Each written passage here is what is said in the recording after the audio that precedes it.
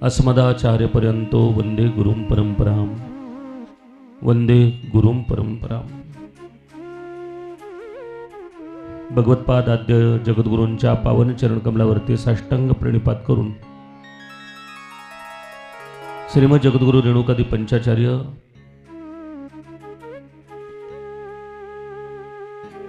बसवादी प्रमदगण शिवयोगी मन्मथादी पावन संत आणि भगवान गौरीश्वराच्या शंकराच्या पावन चरणकमलावरती साष्टांग प्रणिपात करून आज कथेचा हा 6वा दिवस आहे। फक्त एक दिवसाची कथा आता उद्याची राहिली। भगवान शंकराचं चिंतन करत असताना पवित्र असं वर्णन आपण कालच्या सत्रामध्ये श्रवण केलं। भगवान शंकराच्या विवाहाची कथा आपण काल श्रवण केली, ऐकली।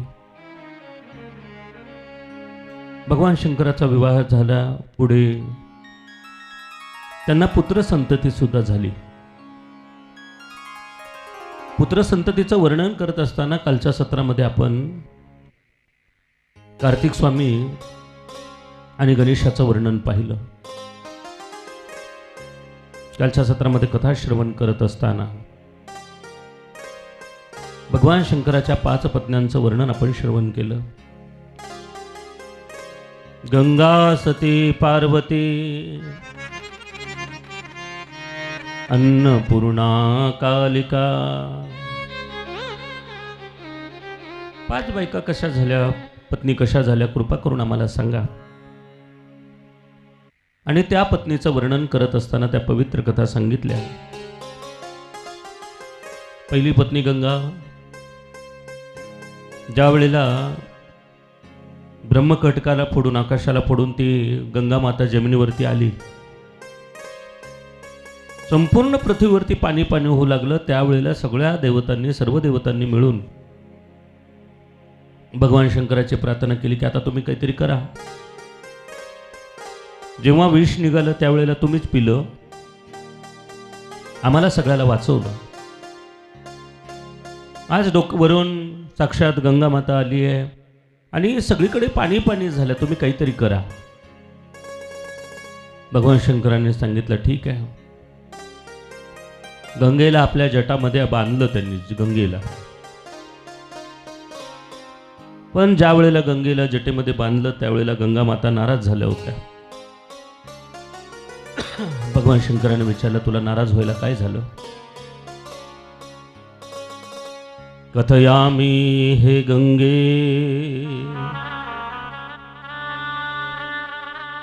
का तुझं मुख दीन आहे सांग मला। दीन मुखम, या दीनमुखाचं कारण काय मला सांग। आणि त्यावेळेला तिने प्रार्थना केली की हे भगवान, मी एक स्त्री आणि तुम्ही एक पुरुष आहात। एखादा स्त्री आणि एखादी पुरुष जर एकत्रित आले, गप्पा मारू लागले तर सगळं जग त्यांच्याकडे वाईट नजरेनं पाहतं, वाईट नजरेने पाहायला सुरू करतं। लोक म्हणतील या बाईचं तरी काही असेल, नाही तर या माणसाचं तरी काहीतरी असेल, हे दोघेही चांगले नाहीत किंवा दोघांपैकी एक चांगला नाही। माणसाने बाईला फसवलं किंवा बाईने माणसाला फसवलं, लोक नाही ते बोलतात, नाही ते बोलतात। महाराज याच्यातून तुम्ही मार्ग काहीतरी काढून द्या। कारण मी कालच सांगितलं, जेवढी जास्त भक्ती कराल तेवढा देव तुमच्या मागे लागेल। जेवढी जास्त भक्ती कराल तेवढा देव तुमची परीक्षा जास्त घेईल। परमार्थ सुद्धा मिठासारखा करायचा। जेवणामध्ये थोडंसं मीठ टाकलं तर जेवणाला चव येते, जास्त टाकलं तर ते खारट होतं। तसं परमार्थ सुद्धा, लोक परमार्थाच्या आहारी जातात परंतु खरा परमार्थ करत नाही, करायचं म्हणून कर्मकांडाच्या मागे लागतात आणि आपलं आयुष्य नष्ट करून घेतात। खरा परमार्थ काय आहे तर मी कोण आहे, कोण मी आहे याचा करावा विचार। मी कोण आहे याचा विचार करा। परमार्थ नोहे लेकुराच्या गोष्टी, येते व्हावा पोटी अनुताप। परमार्थामध्ये सगळ्यात महत्त्वाचं आहे की इथे अनुताप झाला पाहिजे आपल्याला। मी कालच सांगितलं, म्हणजे कालच्या सत्रामध्ये मी कथा कीर्तनाचं वर्णन केलं, हे कोणाविषयी नाही, पण एक जनरली मी बोलत गेलो. तसं आमच्या शैवसंतांनी सुद्धा सांगितलं की परमार्थ नो हे लेकराच्या गोष्टी. अरे लेकराच्या गोष्टी नाही, येते व्हावा पोटी अनुताप. परमार्थ करत असताना सुद्धा तो सिद्ध झाला पाहिजे. एखाद्या वर्गामध्ये पास झालं तर आपण दुसऱ्या वर्गामध्ये जाऊ, तसं परमार्थामध्ये सुद्धा काही स्टेप आहेत. पहिली आहे नवविधा भक्ती. 9 भक्तीच्या माध्यमातून भगवंताकडे जाण्याचा मार्ग. मग पुढे सांगितला पुरुषार्थ. 4 प्रकारचा पुरुषार्थ सुद्धा आहे. पुरुषार्थाची एक एक पायरी चालली पाहिजे. पहिला धर्म कळायला पाहिजे, मग अर्थार्जन केलं पाहिजे, मग काम कळायला पाहिजे, आणि सगळ्यात शेवटी काय आहे तर मोक्षाकडे आपण गेलं पाहिजे, मोक्षापर्यंत. परमार्थ नो हे लेकुराच्या गोष्टी. धर्म अर्थ काम मोक्ष या 4ही गोष्टी आपल्याला कळायला पाहिजे. हे भगवान शंकराचं चिंतन त्या ठिकाणी सांगितलं, भगवान शंकराचं वर्णन केलं. आणि भगवान शंकराचं हे पावन चिंतन करत असताना पुढे सांगितलं की बाबा रे,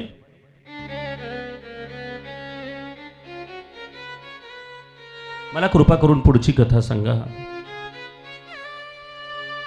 आणि मग त्यावेळेला गंगेने विनंती केली की मला तुमच्याशी लग्न करायचं आहे, पण मी तुमच्याजवळ राहिले तर लोक काय म्हणतील, आपल्या दोघाला पाहिल्यानंतर काय विचार करतील. तुम्ही माझ्या नात्याला काही ना काहीतरी नाव द्या. भगवंताने सांगितलं ठीक आहे, आजपासून तू माझी पत्नी. पत्नी म्हणल्याने पत्नी होतं का नाही? कोणाला पत्नी मानलं म्हणजे पत्नी होतं असं नाही, त्याचे सगळे विधी झाले पाहिजे.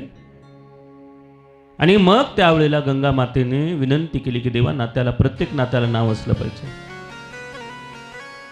उगीच नातं म्हणून नाही, मित्र म्हणा, आई म्हणा, बाबा म्हणा, वडील म्हणा, मुलगा म्हणा, बायको म्हणा, नवरा म्हणा, काहीतरी माना. सखा म्हणा, सखी म्हणा.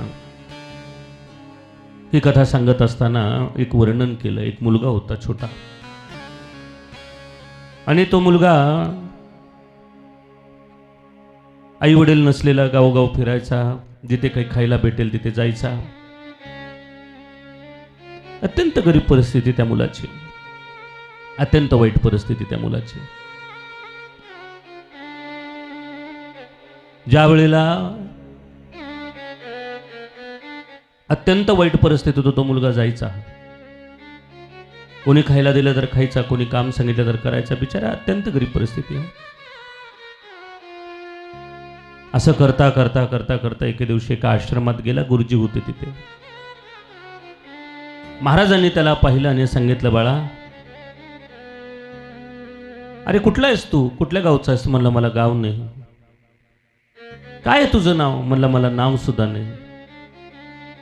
तुझे आई वडील काय करतात? म्हणलं माझे आई वडील लहानपणीच मरण पावले, मला कोणी नाही. लोकांनी खायला दिलं तर खातो, लोकांनी पाणी दिलं तर पितो, लोकांनी काम सांगितलं तर करतो, नाहीतर मी पुढे असा चलत राहतो. ज्या नावाने मला बोलवलं जाईल त्या त्या नावाला मी होकारच देतो. म्हणले मला नाव नाही, एक नाव नाही आहे. म्हणले ठीक आहे, तुला आम्ही नाव देऊ, तू आमच्या मठामध्ये राहा. तू जर आमच्या मठामध्ये राहिला ना तर तुला खायलाही भेटेल, तुला नावही भेटेल, तुला आई वडीलही भेटतील. मुलगा म्हणला चांगली गोष्ट, मी इथे राहतो. मग त्याचं नाव ठेवलं शिवदास. म्हणजे माझे आई वडील कुठे आहेत? तर मंदिरामध्ये गेल्यानंतर एक महादेव आणि पार्वतीची मूर्ती होती, त्या मूर्तीला पाहिलं.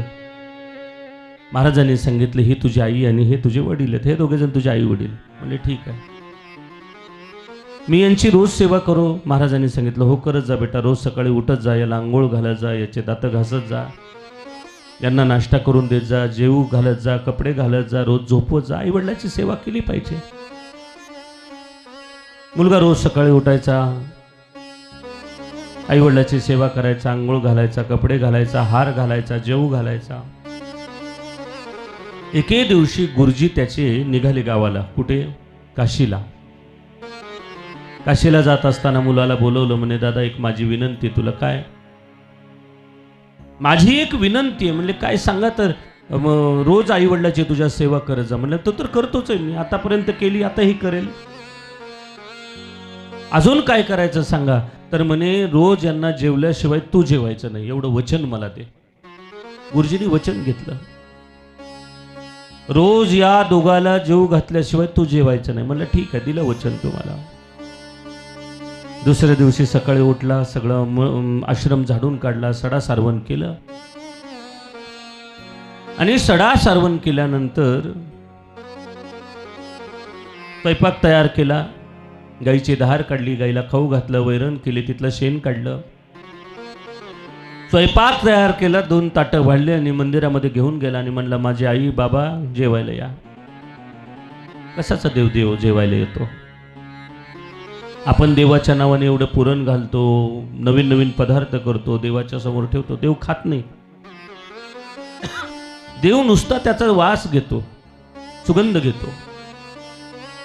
म्हणून ज्या वेळेला आपण नैवेद्य दाखवतो ना, त्यावेळेला आपण आपल्या नाकाला झाकतो एका हाताने आणि उजव्या हाताने ओम प्राणाय स्वाहा, व्याणाय स्वाहा, अपनाय स्वाहा, उदानाय स्वाहा. का? मला वास नको, पण देवाला वास गेला पाहिजे. तो सगळा वास देवाकडे जावा. देवाला तो वास दिला जातो, देवाला अन्न दिलं जातं, नैवेद्य दिलं जातं. 5 मंत्र म्हणून घ्या, जेवा जेवा. देव तृप्त झाले की तुम्हाला आशीर्वाद देतात. अरे वा, अन्नाचा वास चांगला आला बरं का, तुझ्या नैवेद्याचा वास चांगला आला, आम्ही आता जातो आशीर्वाद देऊन तुला. हे राहिलेला प्रसाद आहे ना, तू खा, आशीर्वाद दिला जातो. तसं देवाला जेवायला सुरुवात, देवाला जेवू घातलं, प्राणाय स्वाहा, व्यानाय स्वाहा. पण डोक्यात एक आलं की मी गुरुजीला वचन दिलंय, देव जेवल्याशिवाय आपण जेवायचं नाही. जोपर्यंत देव जेवणार नाही तोपर्यंत मी अन्नाला हात लावणार नाही. 2 ताटं पुढे ठेवले, देवा जेवा, देवा जेवा, देवा जेवा. देव काही जेवेनात. अर्धा तास झाला, 1 तास झाला, 2 तास झाला, दिवस गेला, रात्र झाली, दुसरा दिवस उजडला. ताटं तसेच आहे, मुलगा तिथेच बसलेला आहे. मुलाने परत आंघोळ केली, मठ सगळा झाडून काढला, सडा सारवण केलं, गाईचं शेण काढलं, गाईची धार काढली, गाईला वैरण पाणी केलं, स्वयंपाक केला आणि परत ताट घेऊन गेला. देवा जेवा. देव परत जेवेनात. मग याने ठरवलं की आता देव जेवल्याशिवाय आज उठायचंच नाही. त्याने डोकं आपटायला सुरुवात केली. देवा जेवतोस की नाही सांग, देवा जेवतोस की नाही. ज्या वेळेला त्याच्या डोक्यातून रक्ताची धार बाहेर पडली, त्यावेळेला महादेवाला काळजी वाटली. अरे अरे अरे, हे लेकरू असंच म्हणायचं जेवणामुळे. आपण जाऊया, जेवण करू. आणि मग त्यावेळेला पार्वतीला घेऊन भगवान शंकर आले, दोघेही त्या ठिकाणी आले. दोघांना पाहिलं, मुलाला आनंद वाटला. देवाने त्याच्या जखमेला हात लावला, नीट झाली. दोघांनी जेवण केलं आणि मुलाने सांगितलं आज जेवलो तसं रोज वेळेवर या, तर मी पण जेवणार आहे, नाहीतर बघा मग याद राखा. महादेव पार्वती रोज सकाळी नैवेद्याचं ताट आलं की जेवायला यायचे. 1 महिना झाला. 1 महिना गेल्यानंतर या पोराच्या लक्षात आलं. म्हणलं आपले आई वडील आहेत, सगळ्याचे आई वडील लेकराला जीव घालतात आणि मी आई वडिलाला जीव घालतो, हे उलट झालं. आज मी आईला स्वयंपाक करायला लावतो आणि बाबाला नळदुर्गला पाठवतो. कशाला? बाजार आणायला. त्याने तांदूळाला तांदूळ ठेवले, गव्हाचं पीठ ठेवलं, भाजीपाला ठेवला, त्याच्यावरती कपडा झाकला आणि म्हणलं हे मेरे गुरुजी के भगवान आ जाओ, या जेवायला. 2 जण आले. पार्वतीने ताट उघडून पाहिलं तर त्या ताटाखाली जशाला तसे तांदूळ, जशाला तसे गहू, जशाला तशी भाजी. पार्वती म्हणजे रॉंग नंबर लागला. महादेवानं विचारलं का रे बाबा, आज का शिजवलं नाही? आज भात केलं नाही, वरण केलं नाही, भाजी नाही, चपाती पोळी नाही. मुलगा म्हणला तुमच्या बापाची टाप नाहीये दरवेळेला मी खाऊ घालायला. तुम्ही माझे आई वडील आहेत, तुम्ही दोघांनी मला जीव घालायचं. पार्वती म्हणली चला जाऊ आता कैलासाला, बाद झालं. महादेव म्हणलं नाही नाही, महिनाभर याच्या हातचं खाल्लं, मग आपण त्याला खाऊ घालायचं. महादेवाने पार्वतीला सांगितलं तू स्वयंपाक कर, मी भाजीपाला घेऊन येतो नळदुर्गला जाऊन. देवाने 2 पिशव्या घेतल्या, भाजीपाला आणायला गेले. इकडे बाई स्वयंपाकाला, पार्वती माता बसल्या, स्वयंपाक चालू झाला. आणि ज्या वेळेला स्वयंपाक चालू झाला, सुंदर असा स्वयंपाक केला, मुलाला जीव घातलं. 1 महिना याने त्याला जीव घातलं. 8 दिवस झालं ते हे 2 जण याला जीव घालत होते. मुलगा खुश होता, म्हणला माझ्या आईवडिलाच्या हातचं मला खायला भेटायला आहे. अरे माझ्यासारखा नशीबवान कोण आहे, माझ्यासारखा नशीबवान कोणी नाही. आणि मग त्यावेळेला काशीची यात्रा संपून गुरुजी घरी आले होते. त्यांनी गेल्या गेल्या मंदिरात पाया पडायला गेले. आल्या आल्या मंदिरात गेले तर महादेव पण नाही, पार्वती नाही. आश्चर्य वाटले, हे दोघे जण गेले असतील कुठे.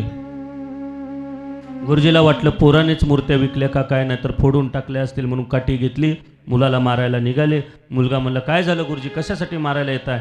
अरे कुठं आहेत महादेव आणि पार्वती, कुठं आहेत त्यांच्या मूर्त्या. मी काशीला गेलो तर मूर्त्या विकून टाकल्यास की फोडून टाकल्यास सांग. मुलगा म्हणला वेड लागला काय फोडायला मला. अहो आई स्वयंपाक करायला आणि बाबा आत्ताच गेलेत नळदुर्गला. गुरुजी म्हणले मूर्ख आहेस. अरे माझ्या काळ्याचं पांढरं झालं, मला देव कधी दिसले नाही, तू सांगतो स्वयंपाक करायला आणि गेले बाजाराला. तर मला तुम्हाला खोटं वाटतंय ना, चला माझ्या बरोबर. खिडकीतून वाकून बघितलं तर खरंच पार्वती स्वयंपाक करत होती. आणि तेवढ्यात बाहेर आलं तर महादेव दोन्ही बॅगा घेऊन भाजीपाला घेऊन आले होते. गुरुजीने त्या मुलाच्या पायावरती डोकं ठेवलं आणि ढळ ढसारडू लागले. म्हणले बाळा, अरे मी जन्म घालवला, जप केलं, तप केलं, पुण्य केलं, दान धर्म केला, सगळं केलं, पण मला देव प्रसन्न नाही झाला. आणि तुला एवढ्या वेळात देव कसं काय प्रसन्न झाला. त्यावेळेला त्या मुलाने सांगितलं गुरुजी तुम्ही देवाकडे देव म्हणून पाहत होता आणि मी देवाकडे आई वडील म्हणून पाहत होतो, म्हणून माझा देव या ठिकाणी आला. नातं मानल्याशिवाय देव प्रसन्न होत नाही, काही ना काही नातं. त्वमेव माता च पिता त्वमेव, त्वमेव बंधू च सखा त्वमेव, त्वमेव विद्या द्रविणो त्वमेव, त्वमेव सर्वं मम देव देव, त्वमेव सर्वं मम देव देव.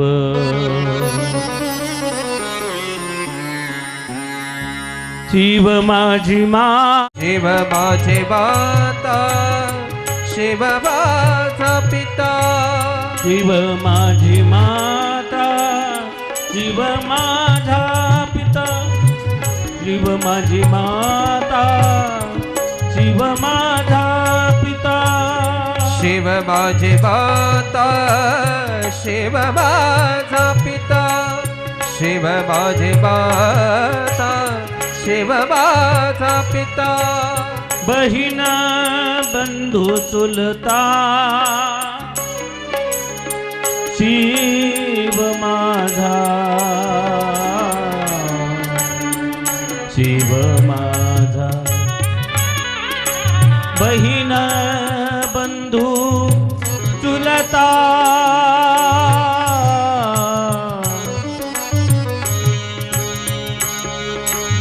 बहीण बंधू चुलता, शिव माझा माझा माझा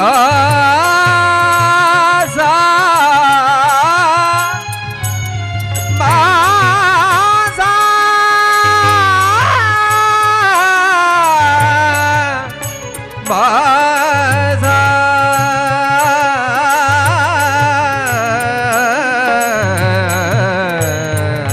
माझा, बहीण बंधू चुलता, शिव माझा, शिव माझा, शिव माझी माता, शिव माझा पिता, शिव माझी माता शिव माझा पिता शिव माझी माता शिव माझा पिता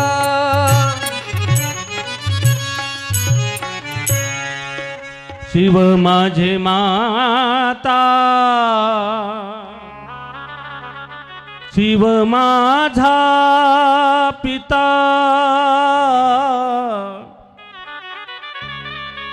बहीण बंधू चोलता शिव माझा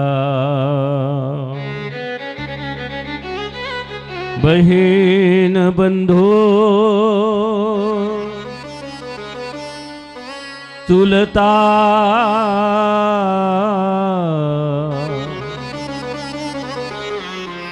शिव माझा त्वमेव माता च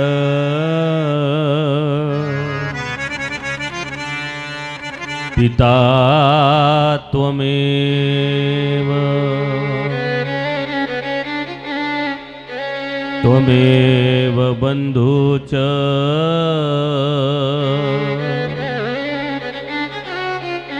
सखा त्वमेव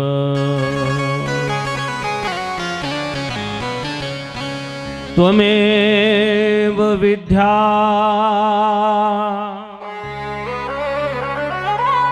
द्रविणो त्वमेव त्वमेव सर्वं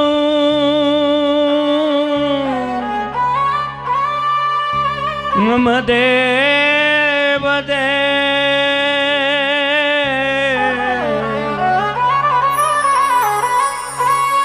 त्वमेव सर्वं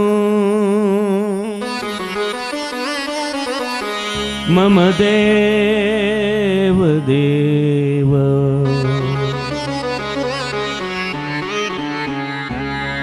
शिव माझा माझा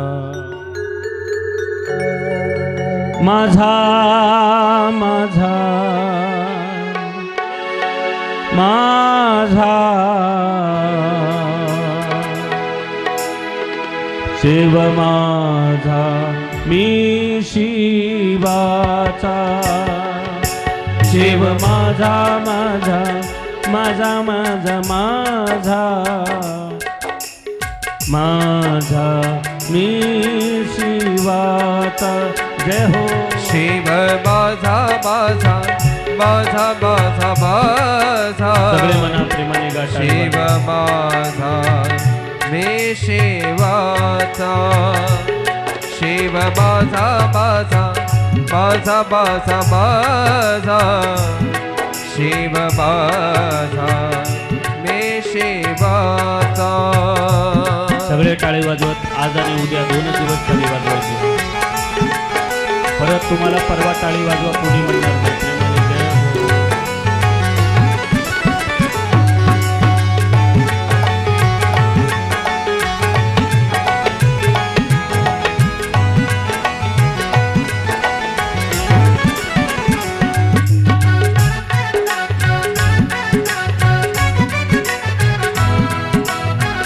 सगळे टाळी वाजवत प्रेमाने जय हो.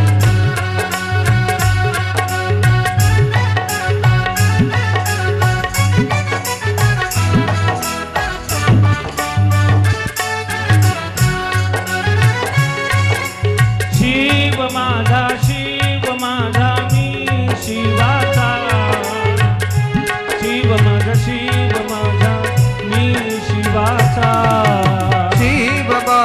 शिव माझा मी शिवाचा शिव माझा मी शिवाचा शिव माझा मी शिवाचा शिव माझा मी शिवाचा शिव माझा मी शिवाचा शिव माझा मी शिवाचा शिव माझा जय हो. माझा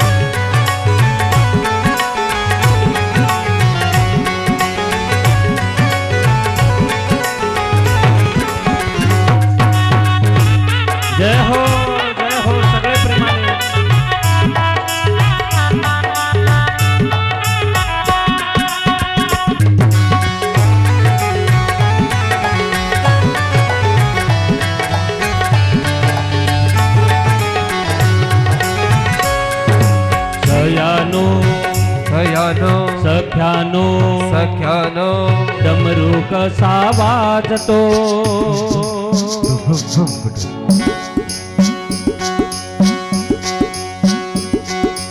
सयानो सख्यानो डमरू कसा वाजतो जय हो आज किल जगावामध्ये भोलेनाथ नाचतो आज किल जगावामध्ये गौरी शंकर डोलतो आज कीलच गावामध्ये शिव बाजा ढोलतो आज कीलच गावामध्ये शिव बाजा नाचतो सगळे प्रेमाने जय हो वारे वारे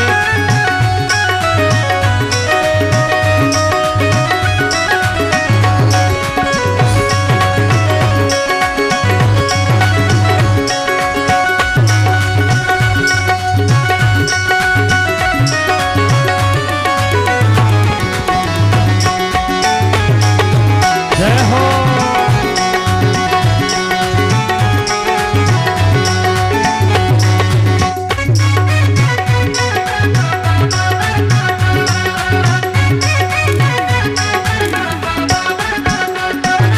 सयानो सख्यानो डमरू कसा वाजतो सयानो सख्यानो डमरू कसा वाजतो सयानो सख्यानो डमरू कसा वाजतो सयानो सख्यानो डमरू कसा वाजतो आज किलज नगरी मध्ये गौरी शंकर डोलतो आज कीलच नगरी मध्ये शिव बाजा ढोलतो आज गौरी किलज गावामध्ये गौरी शंकर नाचतो आज कीलच गावामध्ये गौरी शंकर नाचतो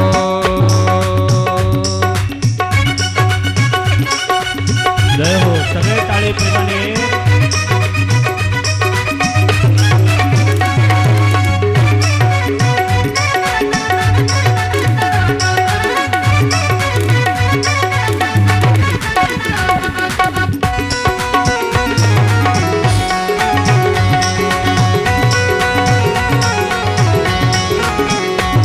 त्याला बेलाची आवड फार येतो भक्तासाठी दूरवर त्याला बेलाची आवड फार येतो भक्तासाठी दुर्बल त्याला बेलाची आवड फार येतो भक्तासाठी दूरवर त्याला बेलाची आवड फार येतो भक्तासाठी दुर्बल सयानो सख्यानो डमरू कसा वाजतो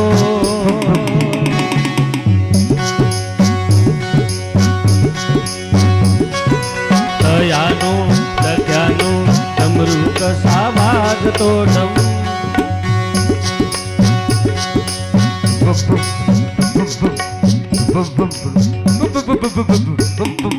आज किलज नगरी मध्ये भोलेनाथ नाचतो आज कीलच नगरी मध्ये शिव बाजा नाचतो आज किलज नगरी मध्ये भोलेनाथ नाचतो आज कीलच नगरी मध्ये भोलेनाथ नाचतो देव माझा डोलतो शिव बाजा ढोलतो देव माझा नाचतो शिव बाजा नाचतो देव माझा नाचतो शिव बाजा ढोलतो नमः पार्वती पते शिव हर हर हर महादेव रही मन धागा प्रेम का रही मन धागा प्यार का ना तोड़ो पिचकाय रहे मन धागा प्रेम का ना तोड़ो पिचकाय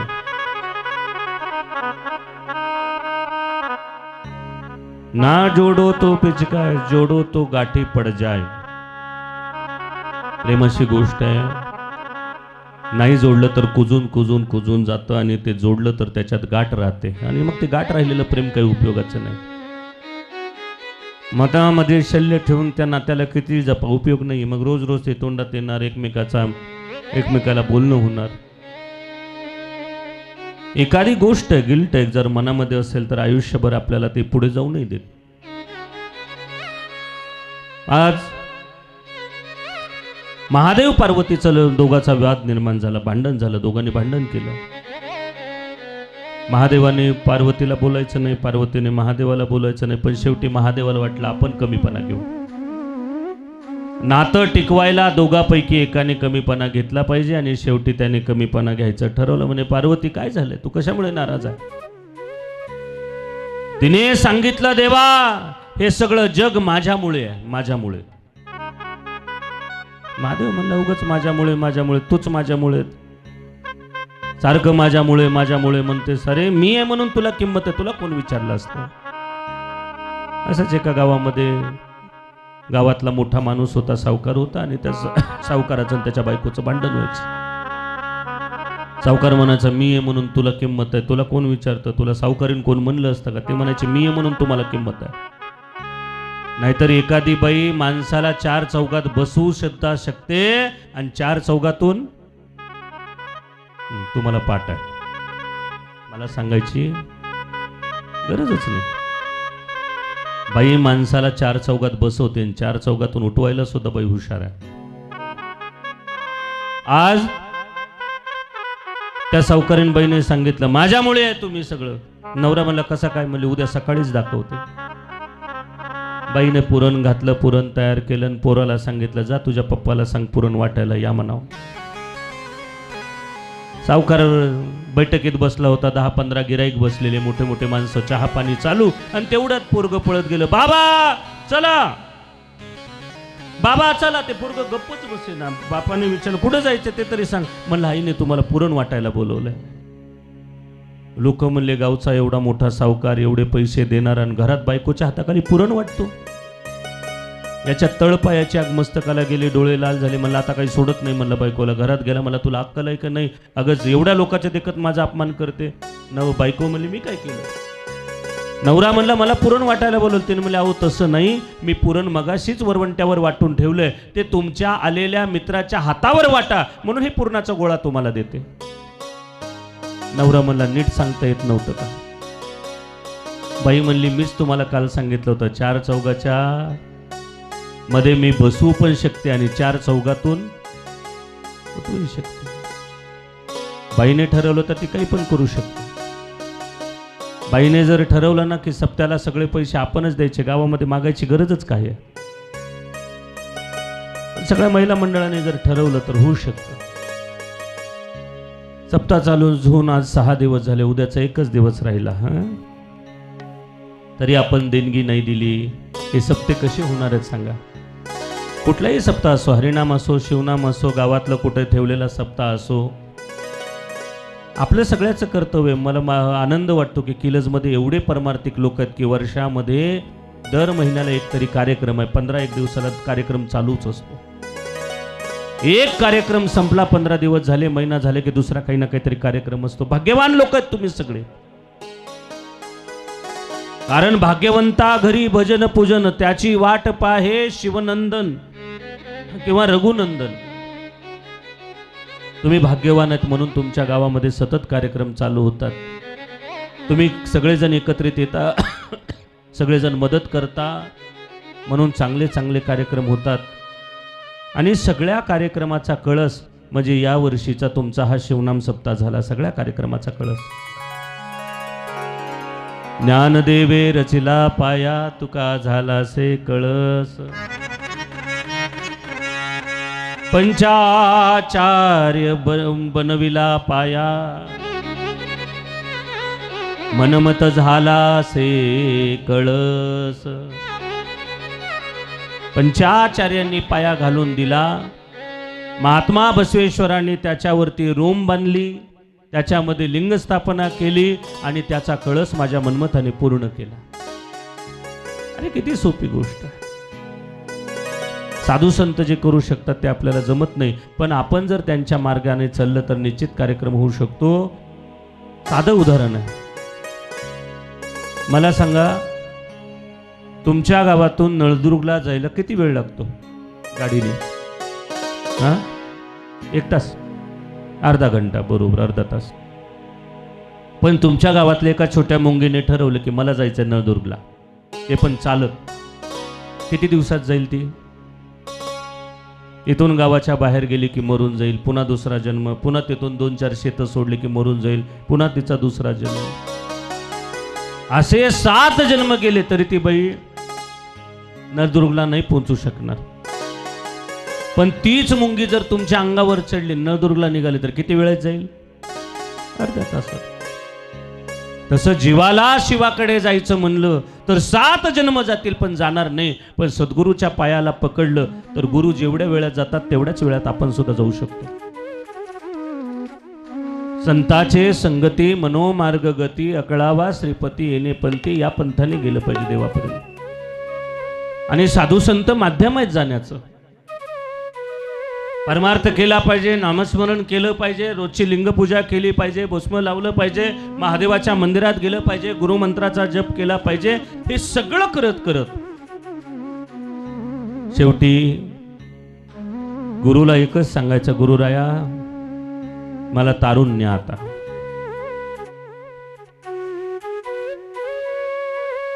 मला तारून न्या. जेवढा वेळ तुम्हाला लागेल तेवढ्याच वेळामध्ये मलाही तिथपर्यंत घेऊन जा. गुरु आपल्या बरोबर सोबत तुम्हाला घेऊन जातील. आज पुढचं वर्णन केलं. दोघांमध्ये एवढं भांडण लागलं शिव आणि पार्वतीमध्ये. पार्वती म्हणायची मी आहे म्हणून सगळं, महादेव म्हणायचे मी आहे. दोघांचं भांडण झालं. पार्वती माता रुसून बसल्या. 4 दिवस स्वयंपाक केला नाही. महादेव उपवासी होते. एवढंच नाही तर महादेव तर उपवासी होतेच होते. पण पार्वतीने सगळ्या जगातलं अन्न धान्य पाणी सगळं नासून टाकलं, काही ठेवलं नाही. सगळे भक्त त्राहिमाम त्राहिमाम त्राहिमाम करू लागले. त्यावेळेला भगवान शिवाने सांगितलं, पार्वती हे वागणं तुझं चुकीचं आहे. अगं काय त्रास द्यायचा ते मला दे, काय बोलायचं ते मला बोल, पण गाववाल्याला त्रास कशामुळे? पार्वतीने काहीच ऐकलं नाही.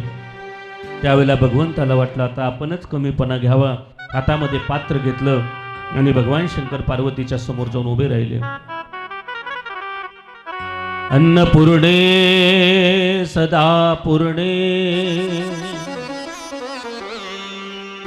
शंकर प्राण वल्लभे ज्ञान वैराग्य सिद्ध्यर्थंच भिक्षां देहि पार्वती भिक्षां देहि पार्वती.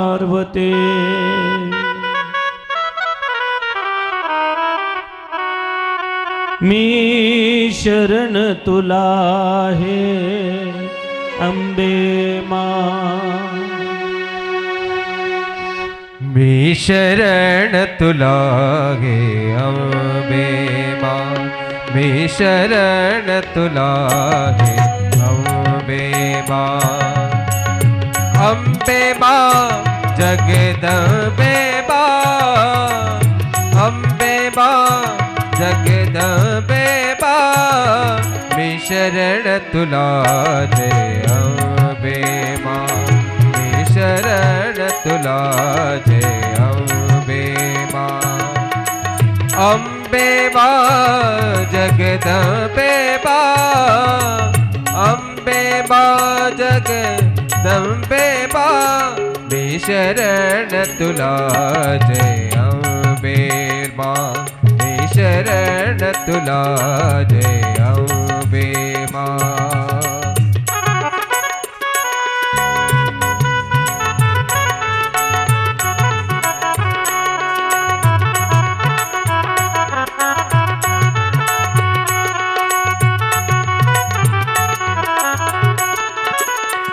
हो चरणी तुझा सुख शांती मिळे. पाप वासना दूर पड़े. तू दुर्गा तू काली माँ. तू लक्ष्मी संतोषी माँ. महिषासुर मर्दिनी देवी पार्वती माँ. चरणी तुझा सुख शांती मिळे. पाप वासना दूर पड़े, पाप वासना दूर पड़े। मी शरण तुला रे अम्बे माँ, हो अम्बे माँ जगदम्बे माँ, अम्बे माँ जगदम्बे माँ। मी शरण तुला रे अम्बे माँ, मी शरण तुला रे अम्बे माँ, मी शरण तुला अम्बे माँ। मी शरण तुला हे अम्बे माँ, अम्बे माँ जगदम्बे माँ।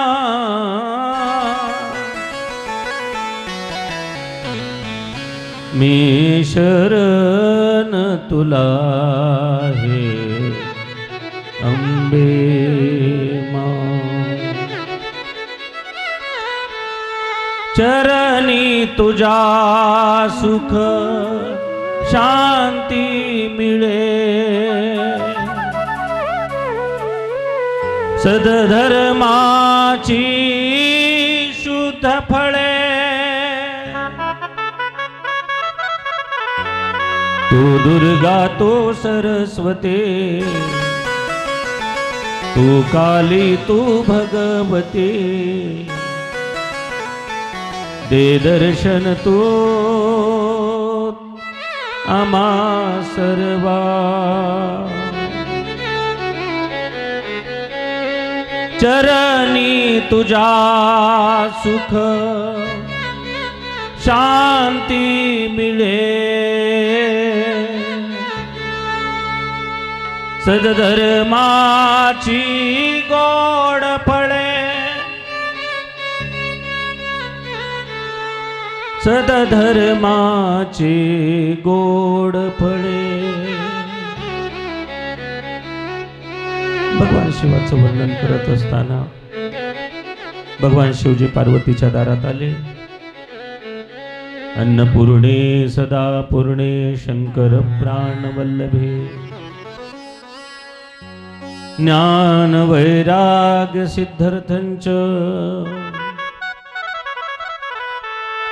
भिक्षां देहि पार्वते। आई हे अन्नपूर्णे, हे पार्वती, मला भिक्षा वाढ।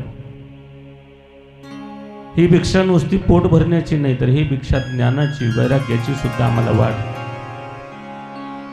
भिक्षां देहि पार्वते। पार्वतीने भिक्षा वाढली, अहंकार नष्ट झाला आणि अन्नपूर्णा नावाचा अवतार पार्वती मातेने धारण केला। आणखी काही कथा सांगितल्या जातात। अन्नपूर्णेचा जन्म कुठे झाला, त्या ऋषीचं नामकरण काय, पार्वतीने का अवतार घेतला, अशा विविध कथा।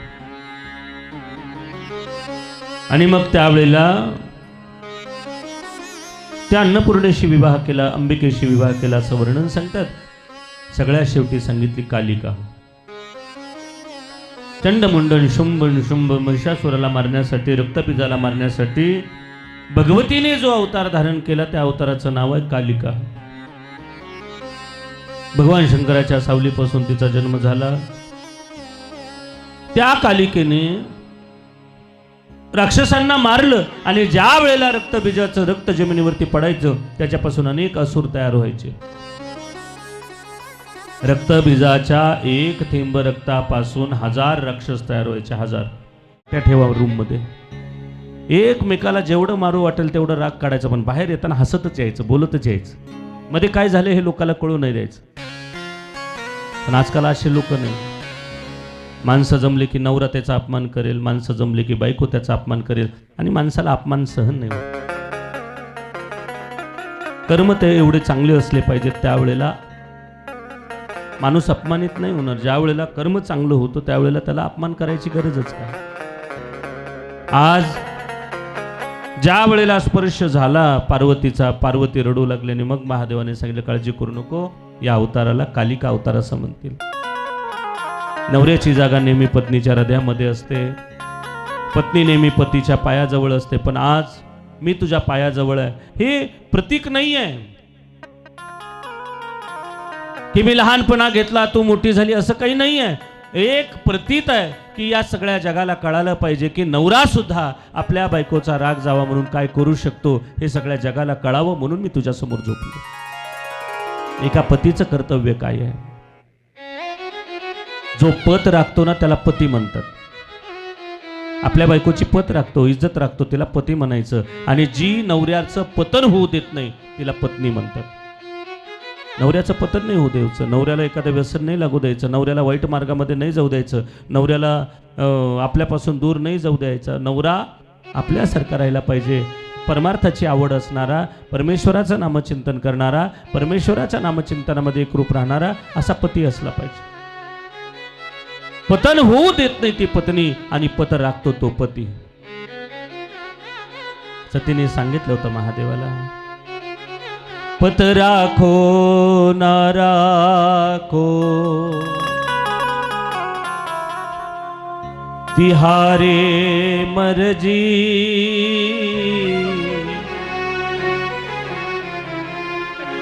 पत राखो ना राखो राम लखन हनुमान.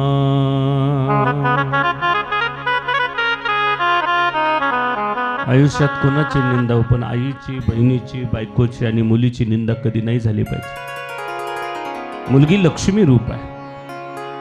म्हणून तुम्हाला एक सांगतो, गावामध्ये मंदिर बांधलं, सगळं मंदिर गाववाले बांधतात, पोराच्या पैशाने सगळं बांधतात शिखरापर्यंत, पण कळस मात्र कुणाचा? लेक मातीचा. कशामुळे पोरीचा घ्यायचा, कशामुळे मुलीचा घ्यायचा कळस माहिती आहे तुम्हाला?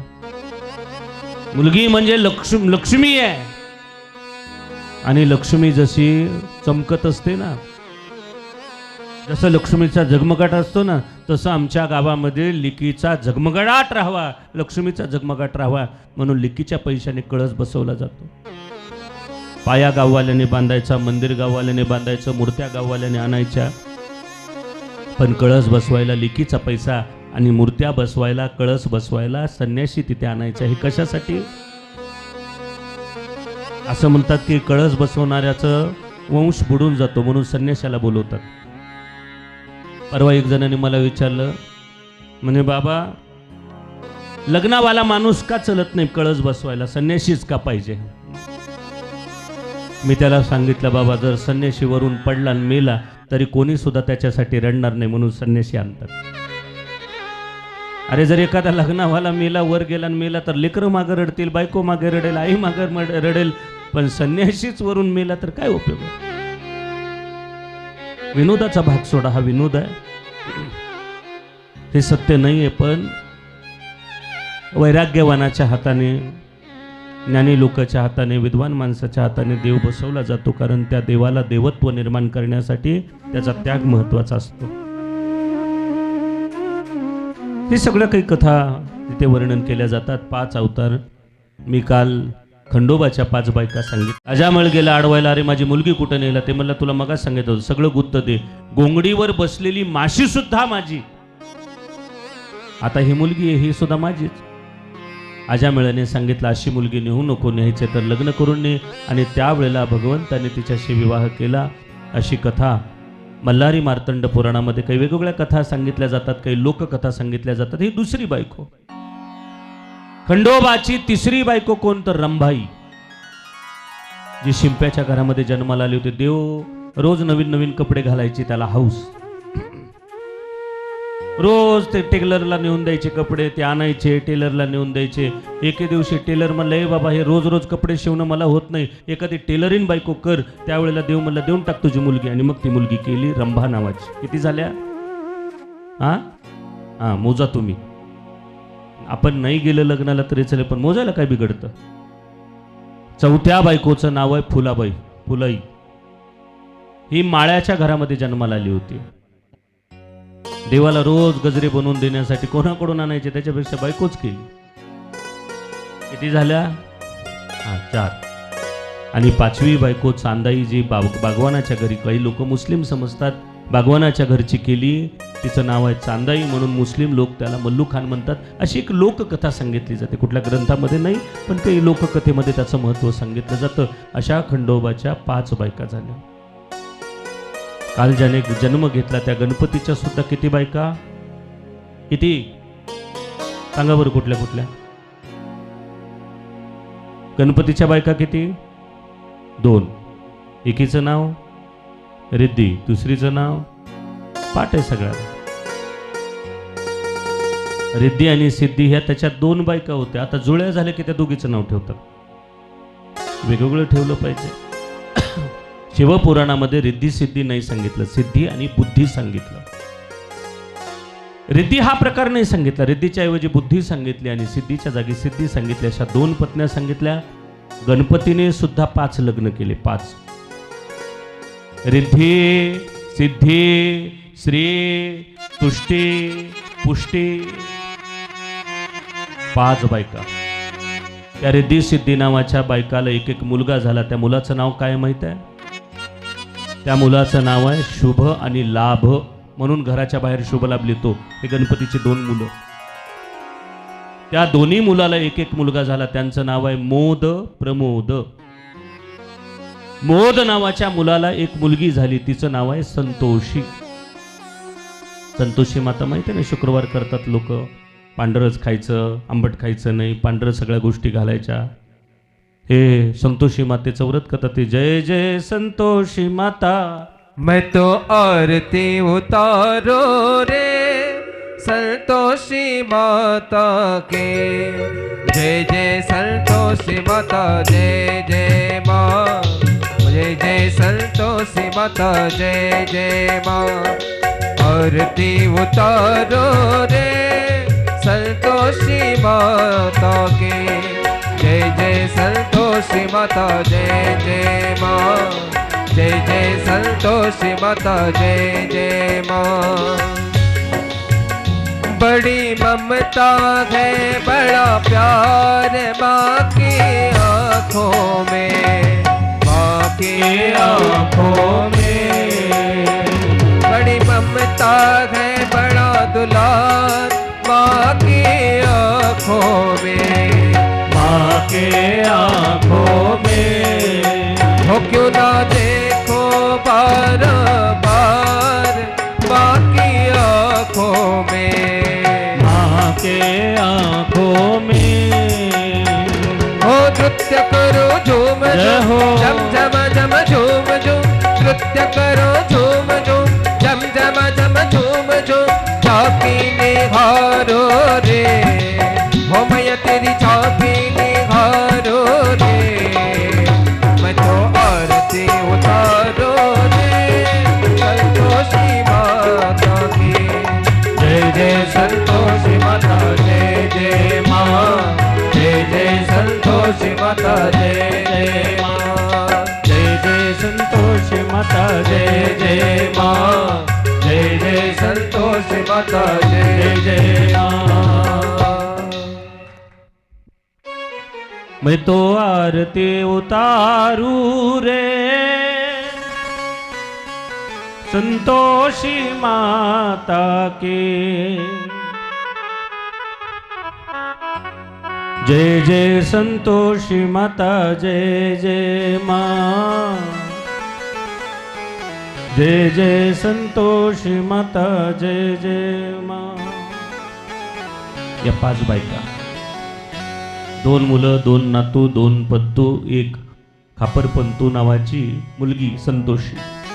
हे गणपतीचा संसार. 5 बायका. म्हणून या सगळ्यांचं वर्णन केलं, कारण भगवान शिव नादप्रिय आहेत. त्यांच्या कुटुंबामध्ये सगळे लोक होते, आनंद करणारे, वाजवणारे, गाणारे.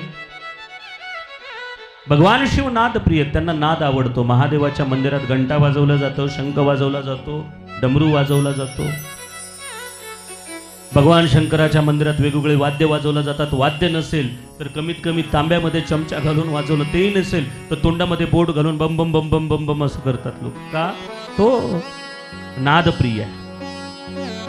महादेवाच्या मंदिरात गेल्यानंतर लोक असं मारून घेतात, गालामध्ये आवाज काढतात, बम बम बम बम बम बम बम बम. नाद प्रिय. भगवान शिवाला नाद आवडतो. का नाद आवडतो? सारे गम भूलने के लिए सारे गम गाना चाहिए.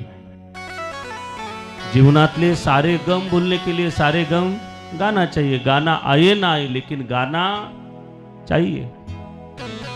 जीवनातले जे दुःख आहेत ते दुःख विसरायला माणसांनी सारे गम म्हणलंच पाहिजे, संगीत म्हणलंच पाहिजे. या सप्तसुरांमध्ये सारे गम पधनी सा, या सप्तसुरांमध्ये देवाची निर्मिती झाली, माणसाची निर्मिती झाली, जगाची निर्मिती. कशी? सा म्हणजे समुद्र. जगामध्ये पहिला देवाचा अवतार समुद्रात झाला मत्स्य. रे रेती. दुसरा अवतार झाला कश्यप, कासव, रेतीमध्ये. सारे ग ग अटले गगन, गगनामध्ये तिसरा अवतार झाला वराह. म म्हणजे मनुष्य, वामन अवतार झाला. मनुष्य आहे पण धर्माने वागत नसेल तर काही किंमत नाही म्हणून धर्मासाठी राम अवतार झाला. मनुष्य आहे, धर्म आहे, पण त्याच्यामध्ये प्रेम नसेल तर त्याला काही किंमत नाही, प्रेमासाठी कृष्ण अवतार झाला. सारे ग म प ध ध म्हणजे धर्म. धर्म आहे आणि धर्मानेच निर्वाणता प्राप्त होते, म्हणजे मोक्ष मिळतो. मोक्षासाठी हंस, हयग्रीव, दत्त, परमहंस अवतार धारण केले. आता हे झालं आमचं अध्यात्म. आता विज्ञान सांगतो मी तुम्हाला. विज्ञानाने सुद्धा सांगितलं, अगोदर जलचर तयार झाले. सा म्हणजे समुद्र, जलचर. जलचराचे मग भूचर झाले, जमिनीवरती सरपटत आले. सा रे, रे म्हणजे रेती, जमीन. भूचराचे मग खेचर झाले, आकाशामध्ये उडू लागले. ग म्हणजे गगन, आकाशामध्ये उडू लागले. पुन्हा तिथून मग मनुष्य तयार झाले, माकड तयार झालं पहिल्यांदा, त्याचा मनुष्य झाला. सारे ग म प. मग ते मानव तयार झाले, आदिमानव तयार झाले. आदिमानवाने एकमेकाला प्रेम द्यायला सुरुवात केली. प्रेमाचा झाला आणि मग प्रेम करत करत त्यांनी आपापला धर्म निर्माण केला. सनातन वैदिक धर्म, हिंदू धर्म तयार केला. त्याच्यामध्ये वेगळे पंथ, वेगळे संप्रदाय तयार केले आणि या सगळ्या धर्माला धरून अभ्यास करायला लावला आणि शेवटी निर्वाणतेकडे म्हणजे मोक्षाकडे नेलं. हे सुद्धा विज्ञान मानतं. म्हणून सप्तसुरो का बहता दरिया तेरे नाम तेरे नाम. हे सप्तसुरांचा वाहणारा जो दर्या आहे हा भगवान तुझ्यासाठी म्हणलं पाहिजे, गायलं पाहिजे. आज भगवान शिवाचं वर्णन करतात. भगवान शिवाला काय अर्पण करायचं मी सांगितलं. शंख मंदिरात वाजवला जातो पण शंखाने महादेवाला पाणी कधी घालायचं नाही. महादेवाच्या मंदिरामध्ये कुठली फुलं व्हावेत, कुठली वाहू नयेत सांगा. त्याचंही वर्णन सांगितलं. महादेवाच्या मंदिरामध्ये नारळ कधी फोडायचं नाही, एक लक्षात ठेवा. नेलेलं नारळ पिंडीवरती ठेवायचं, पाया पडायचं, घरी निघून यायचं, फोडायचं नाही. कारण पूर्वीच्या काळामध्ये दाढी असलेल्या माणसाचा बळी द्यायचे, मग ते बंद केलं. दाढी असलेला बोकुड घेतला, ते बंद केलं. मग नारळाला हळदी कुंकू लावतात आणि त्याला दाढी ठेवतात. शेंडी म्हणतात तुम्ही त्याला, दाढी. नारळ फोडताना शेंडीचा भाग आपल्याकडे कधी नसावा, पुढे असला पाहिजे. नारळ गोल आपल्याकडे धरायचं, शेंडी पुढे करायची हाताकडे. काही काही जण शेंडीला धरून आपटतात. ती दाढी आहे, दाढीसारखी ठेवली पाहिजे. मग त्याला हळदी कुंकू लावून फोडतात. ते सगळं रक्त खाली पडल्यासारखं लाल रंग खाली पडतो आणि एक बळी दिलेलं पाप होतं. महादेवाच्या मंदिरात जो मनुष्य बळी देतो महादेव त्याला जवळ कधी घेत नाही. म्हणून महादेवाच्या मंदिरात देवाच्या नावाने तरी अंधश्रद्धा करून नारळ नाही फोडला पाहिजे. महादेवाच्या मंदिरात नारळ न्या, अर्पण करा.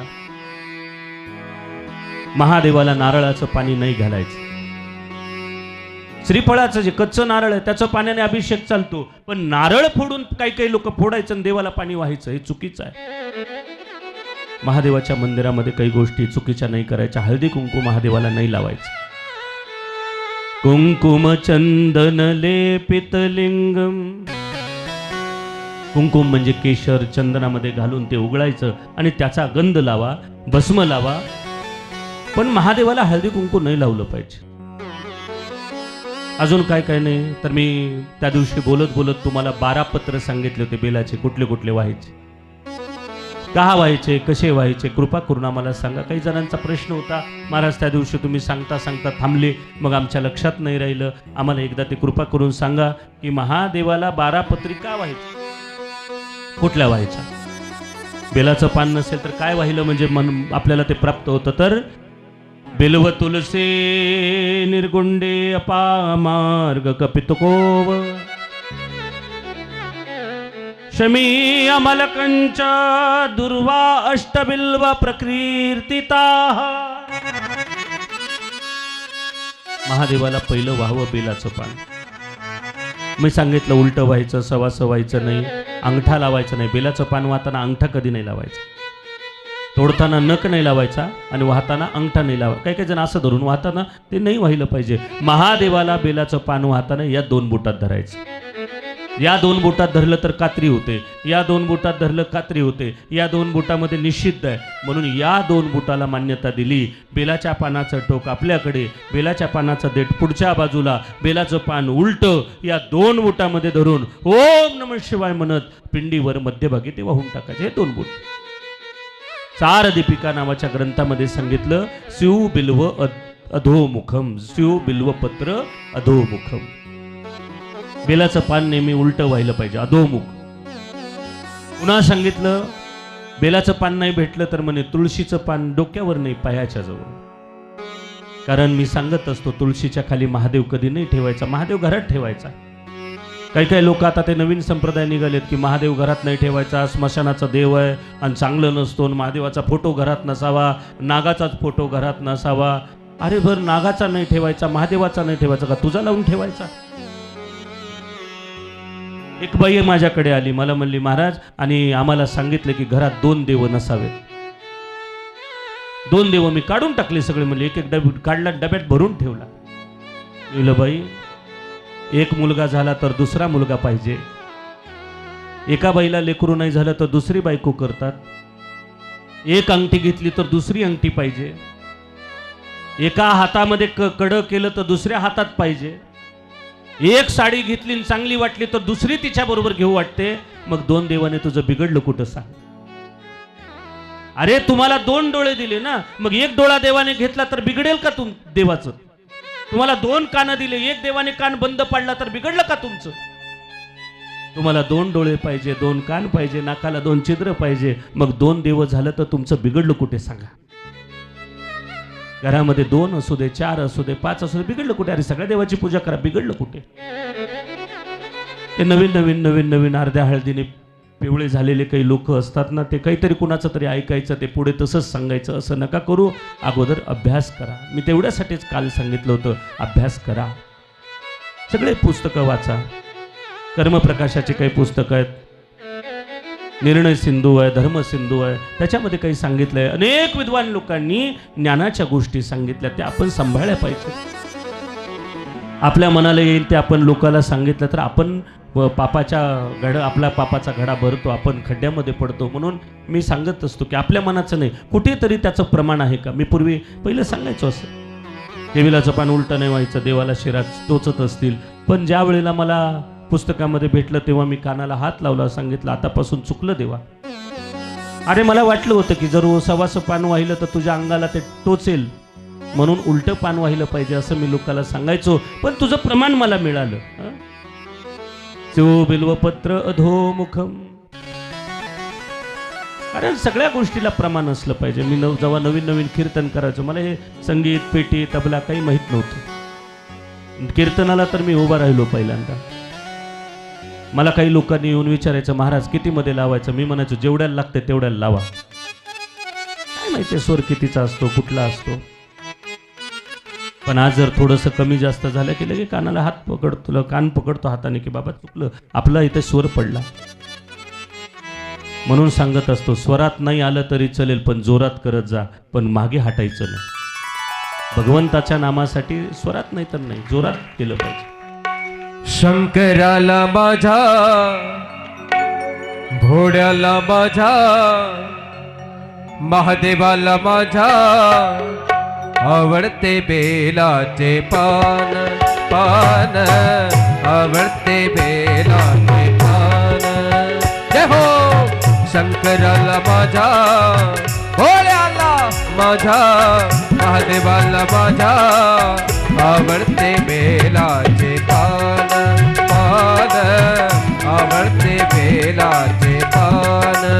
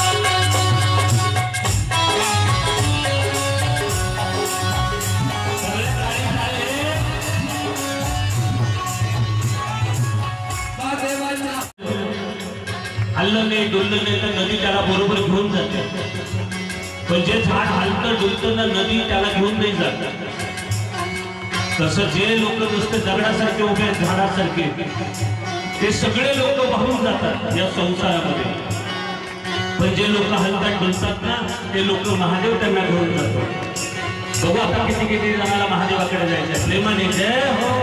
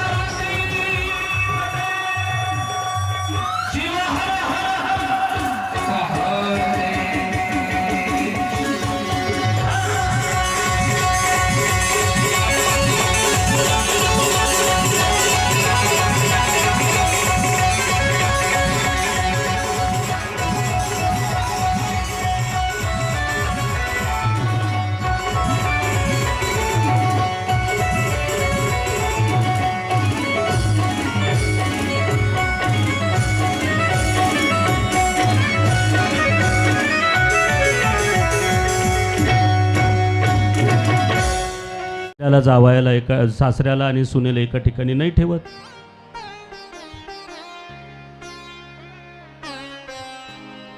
दोन्ही वेगवेगळ्या ठिकाणी ठेवले जातात. म्हणून महादेव घरामध्ये ठेवायचा, तुळशीखाली नाही. तुळशीखाली शाळीग्राम, श्रीकृष्ण परमात्मा, विठ्ठलाची भव्य दिव्य मूर्ती अशी ठेवायची. तुळस असावी जरूर.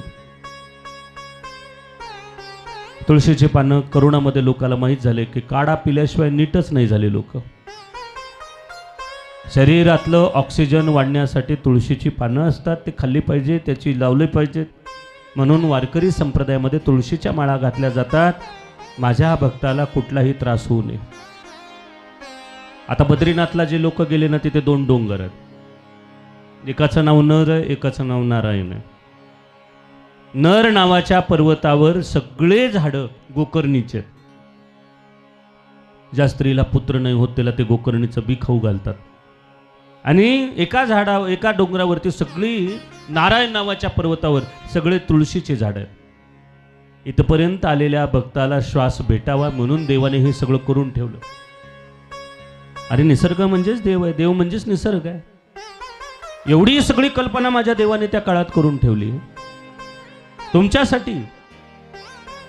म्हणून तुळशीचे पानं सांगितलं. बिल्व, तुलसी, निर्गुंडी, काही जण त्याला निरगुडी म्हणतात. निरगुडी माहिती आहे ना तुम्हाला? डोंगरात येते, नदीच्या काठावर, तळ्याच्या काठावर निरगुडीचे झाडं येतात. निरगुडीचे पानं भातामध्ये टाकून शिजवून ती पानं काढून टाकायचे, नुसता भात खायचा. त्याने वात कमी होतो शरीरातला, गुडघे, कंबर. आता ऐकलंय, परत मला येऊन विचारायचं अजिबात नाही. नाही तर लगेच महाराज ते मग काय सांगितलं सांगा ना. ज्याला ऐकायचंय त्याने यूट्यूब चॅनलवरती जायचं, ते अस्सल कीर्तनाची वारी काढायची आणि ती सगळी कथा डबल ऐकून लिहून घ्यायचं. माझ्याकडे अजिबात यायचं नाही. वातेसाठी निर्गुंडी सांगितली. तुलसी, बिल्व, निर्गुडी, जंबीर, जांभुळाची पानं. ज्याला जास्त शुगरचा त्रास आहे, साखरेचा रोग झाला, त्याने जांभळाची पानं खावेत. नाही तर 4 बेलाची पानं आणि सदाफुलीचं पान. सदाफुली महादेवाला नाही वाहत. का व्हायचे नाही? जो भगवान को भुली उसका नाम सदाफुली. जे देवाला विसरले तिचं नावच सदाफुली, म्हणून सदाफुली दारात लावतात. तिचं पान जर खाल्लं तरी साखर कमी होते, पण जास्त नाही खायचं, नाही तर एकदाच खातोल झाड उपटून पुन्हा व्हायचं काहीतरी दुसरंच. पान सांगितलं 4 बेलाच्या पानाबरोबर. निर्गुंडी सांगितली वातासाठी. निर्गुडी, जंबीर, जंबी म्हणजे जांभूळ. पुन्हा सांगितला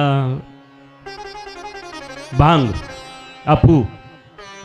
आपल्याकडे त्याला गांजा म्हणतात, आपल्याकडे नाही भेटत हे, पण उत्तर भारतामध्ये गांजाची पानं महादेवाला वाहतात. पूर्वीच्या काळामध्ये अपूच्या गोळ्या भेटायच्या. हे महिला जे वृद्ध झालेल्या आहेत, म्हाताऱ्या महिला आमच्या, त्यांना माहीत असेल, आजी लोकाला अपूच्या गोळ्या भेटायच्या लहानपणी. लेकरू रडायलं की त्याला 2 गोळ्या खाऊ घालायच्या, ते दिवसभर झोपायचं. आणि नवरा किरकिर करायला की त्याला 4-5 खाऊ घालायच्या. दिवसभर उठत नव्हतं. पुन्हा प्रॉब्लेमच नाही त्याच्या बडबडीचा. सरकार म्हणलं हे असं करायल्यात बायका, त्याच्यापेक्षा बंदच करून टाका. गोळ्या बंद झाल्या, आता नाही भेटत ती गोळी. पण पूर्वीच्या काळामध्ये त्या गोळ्या भेटायच्या, अपूची गोळी म्हणायचे त्याला. ते त्याची पानं सुद्धा भगवान शिवाला वाहतात. पुन्हा वाहतात दौना. दौना मी तुम्हाला त्या दिवशीच विचारलं, माहिती आहे ना दौना तुम्हाला सगळ्याला? पाण्यामध्ये, चिखलामध्ये निघतात, हां, कधी कधी शेतामध्ये, माहिती तेच ना दौना? हो म्हणाल्यात की लगेच. पावसाळ्यामध्ये निघतात ते दौने देवाला व्हायचे. मग कसे करायला? हो नाही, ऐकत जा जरा अगोदर. त्याला नागदौम म्हणतात. जेव्हा विष खाली पडलं महादेव पिताना, काही नागांनी ते विष पिलं आणि काही नागाच्या जाती नष्ट झाल्या, तेव्हा देवाने त्याला वरदान दिलं, तुम्ही वनस्पती व्हाल, तुम्ही नाग नाही राहणार. आणि ते नाग वनस्पती झाले. त्याचं नाव आहे नागदौम. ज्याला खोकल्याचा त्रास आहे, ज्याला दमा आहे, ज्याला अस्थमा आहे, त्या दौण्याच्या समोर छोटे छोटे गोल असतात बिया असल्यासारख्या. जसं जवसाला बोंड येतात, ती बोंड काढून, ते बिया काढून जर खडी साखरेबरोबर खाल्ले, नाहीतर मधाबरोबर जर काही दिवस घेतलं, तर त्याचा दमा, अस्थमा, सर्दी, खोकला, पडसं 1-2 महिन्यामध्ये नीट होतं. म्हणून ते रोज औषध म्हणून घेतलं पाहिजे. किती सोपे सोपे. महादेवाला वाहणारी प्रत्येक वस्तू, वनस्पती ही औषध आहे. भांग, दौना त्याच्या पुढे सांगितलं आवळा. महादेवाला आवळ्याची पानं सुद्धा वाहिले पाहिजेत.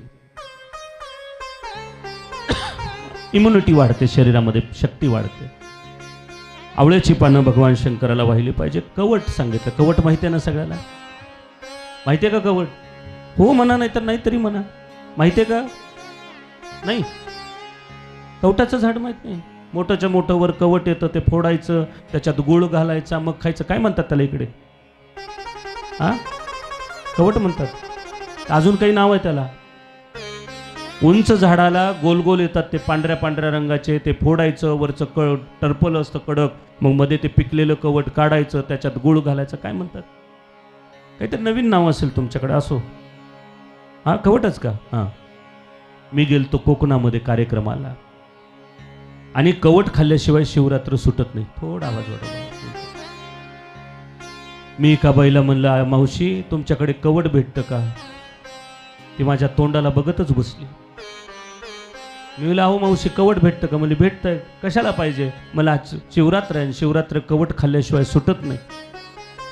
ती बाई म्हणली, खरंच तुम्ही कवट खाणार आहे का? म्हणलं हो. परत आली, मला म्हणली, खरंच खाणार आहेत का? म्हणलं का हो.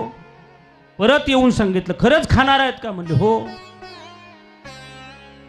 मी म्हणलं, एवढ्या वेळेला बाई मला विचारायला, तिला नीट विचारावं तरी कवट म्हणजे काय? मी म्हणलं, मावशी तुमच्याकडे कवट कशाला म्हणतात? म्हणली, जी कोंबडी देते ना त्याला आमच्याकडे कवट म्हणतात. बाप रे, कशाला काय म्हणतील, कुठं सांगतील? गेन वाढवतील असं सांगता नाही येत लोक कशाला काय म्हणतील ते. हा, म्हणून मी तुम्हाला चारदा विचारलं, कवट माहिती का? कवट माहिती का? कवट माहिती का? झाडाला येतं ते कवट. कवट खाल्ल्याशिवाय शिवरात्र सुटत नाही, वाघाटं खाल्ल्याशिवाय एकादशी सुटत नाही. प्रत्येक सणाला काही ना काहीतरी आहे. हा, वाघाटं काही लोकांना माहित, काही माहित नाही. तर ते असे काही प्रकार आहेत. त्याच्यामध्ये कवट सांगितलं. कवटाचे पानं सुद्धा महादेवाला वाहतात. शमीची पानं म्हणजे समदडीची पानं सुद्धा महादेवाला वाहतात. कवट खाल्लं की शरीरातली उष्णता कमी होते. समदडीचा पाला दह्यामध्ये कुटून अंगाला लावला तर नागिन नागिन येते ना अंगावरती, नागवेडा म्हणतात काही काही लोक त्याला, ते कमी होते. शमीचा रस जर ताकामध्ये पिला तर त्याच्या शरीरातली उष्णता कमी. हे सगळं आयुर्वेदामध्ये, हे माझ्या मनातलं नाही किंवा शिवपुराणातलं नाही, आयुर्वेदातलं सांगत आहे. दुर्वा सांगितली. दुर्वा म्हणजे हरळी. उसाच्या बाजूला कुठेतरी पांढरी दुर्वा असते, हरळी, ती महादेवाला खूप आवडते. हरळी जर नाकामध्ये सोडली तर शरीरातली सगळी उष्णता नष्ट होते. हरळीचा रस घेतला तर शरीरातलं विष उतरून जातं. बघा तुम्ही, मांजरीचं पोट दुखायलं की मांजर हरळी खाते, कारण पोटात जर विष असेल तर तिला माहित आहे हरळी खावी. पण माणसं अशी विचित्र, त्यांना नाही माहित. मांजर तुमच्यापेक्षा हुशार आहे. मांजर हुशार झाली आणि माणसं मांजरीसारखे झाले. म्हणून दुर्वा, आणि सगळ्यात शेवटी सांगितला आघाडा. अपामार्ग सुद्धा सांगितला, आघाडा सांगितला. आघाडा माहिती आहे सगळ्याला? आघाडा ते सुद्धा भगवान शंकराला अर्पण केला पाहिजे. हा हा,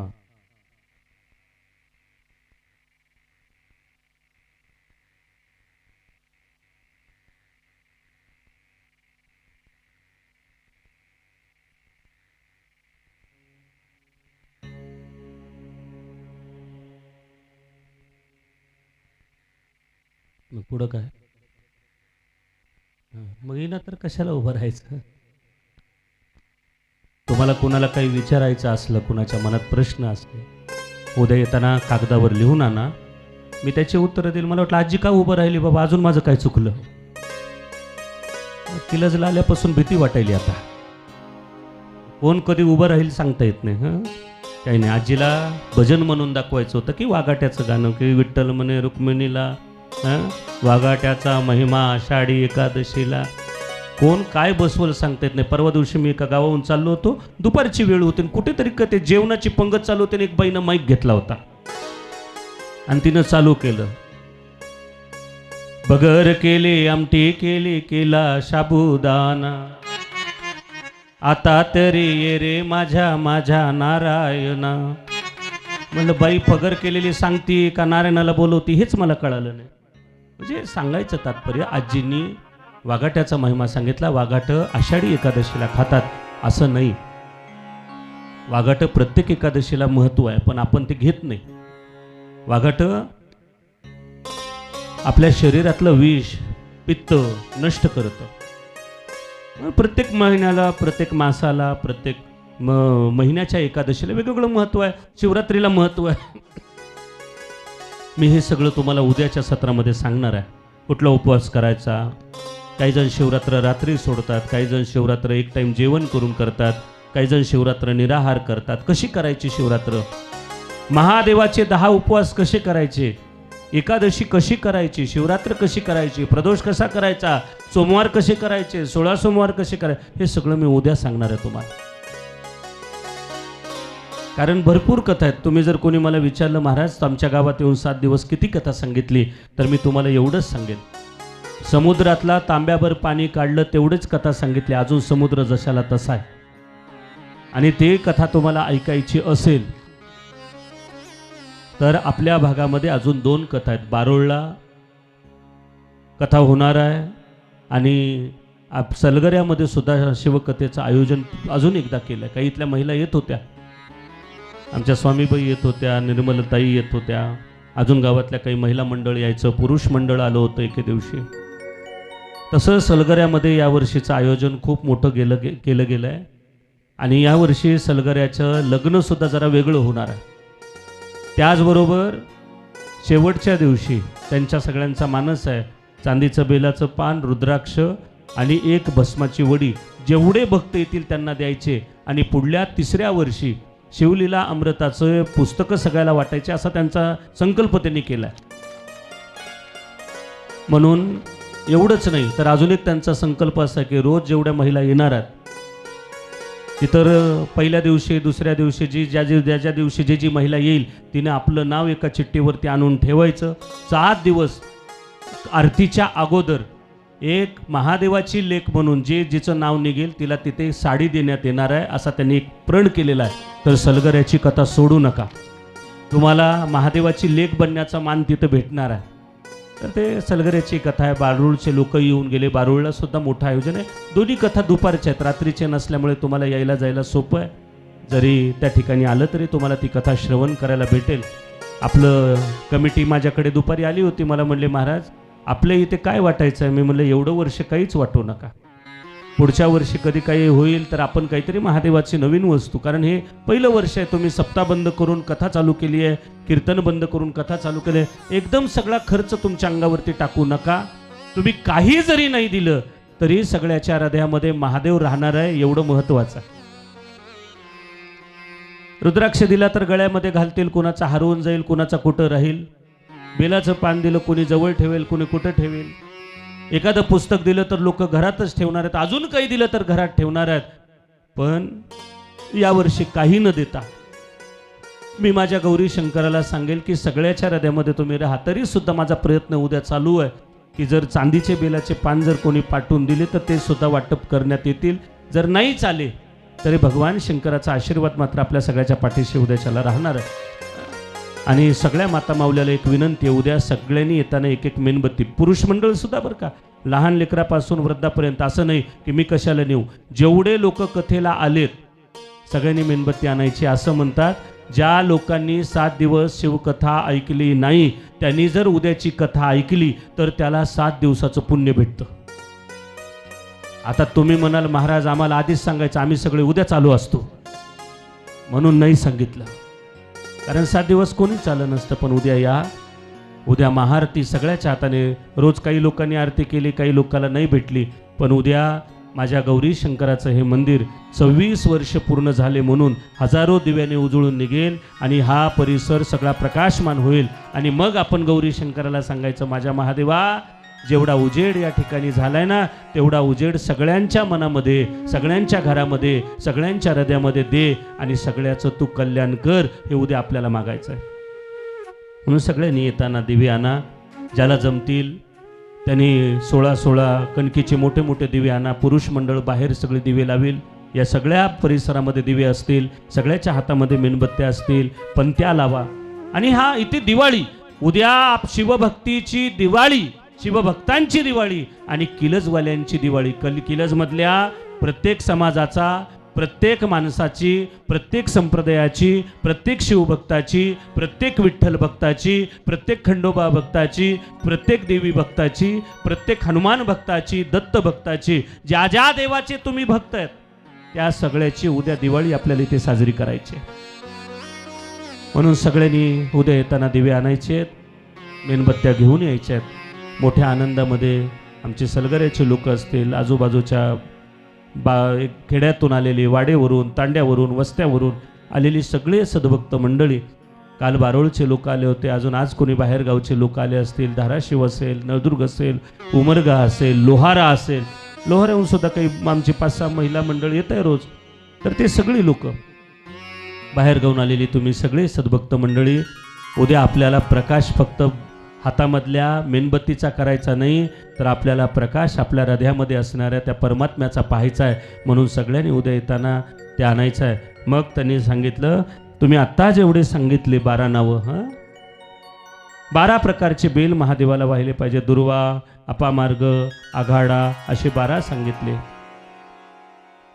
अजून आम्हाला सांगा की 12 प्रकारच्या अक्षदा महादेवाला वाहिल्या पाहिजेत. 12 अक्षदा माहित आहेत ना आपल्याला? अक्षदा म्हणलं की फक्त तांदूळ आठवतात. 12 प्रकारच्या अक्षदा कुठल्या कुठल्या आहेत? त्याला मिश्र अक्षदा असं म्हणतात. ते आम्हाला कृपा करून सांगा. 12 प्रकारचे मिश्र अक्षदा, आपण जसे श्रावण महिन्यामध्ये 5 प्रकारच्या शिवमूठ वाहतो.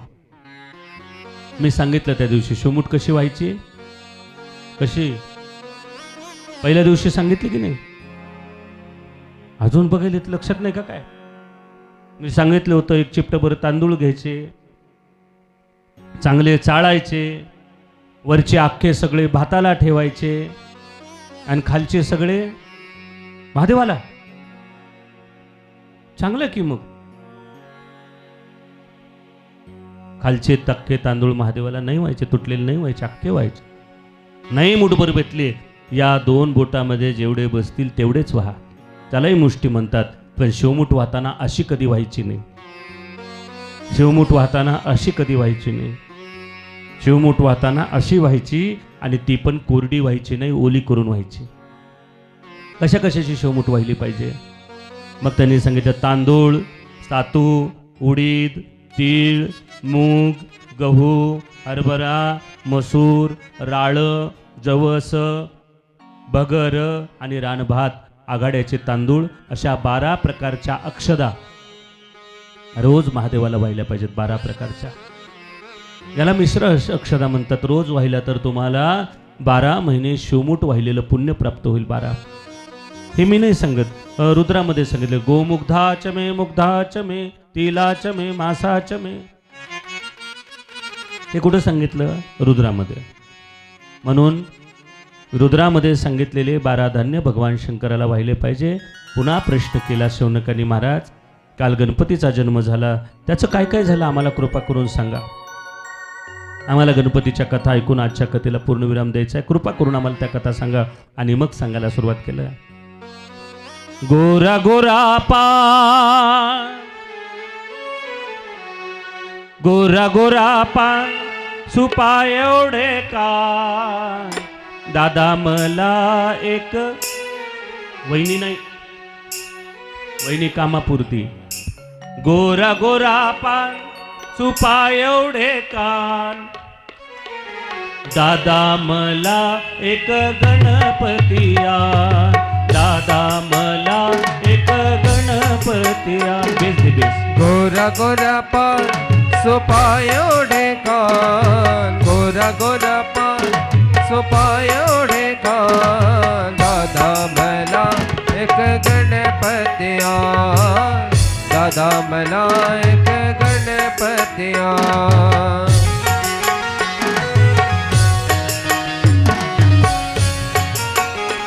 तर केली मिळून करा, एकादशी केली मिळून करा, गुरु जरी केला तर दोघांनी मिळून एक करा.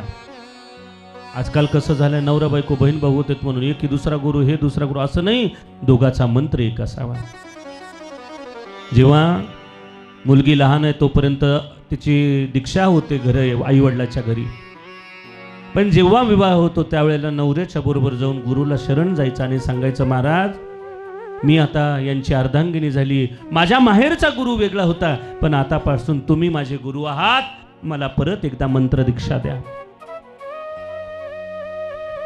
त्याला देह गुरु म्हणतात.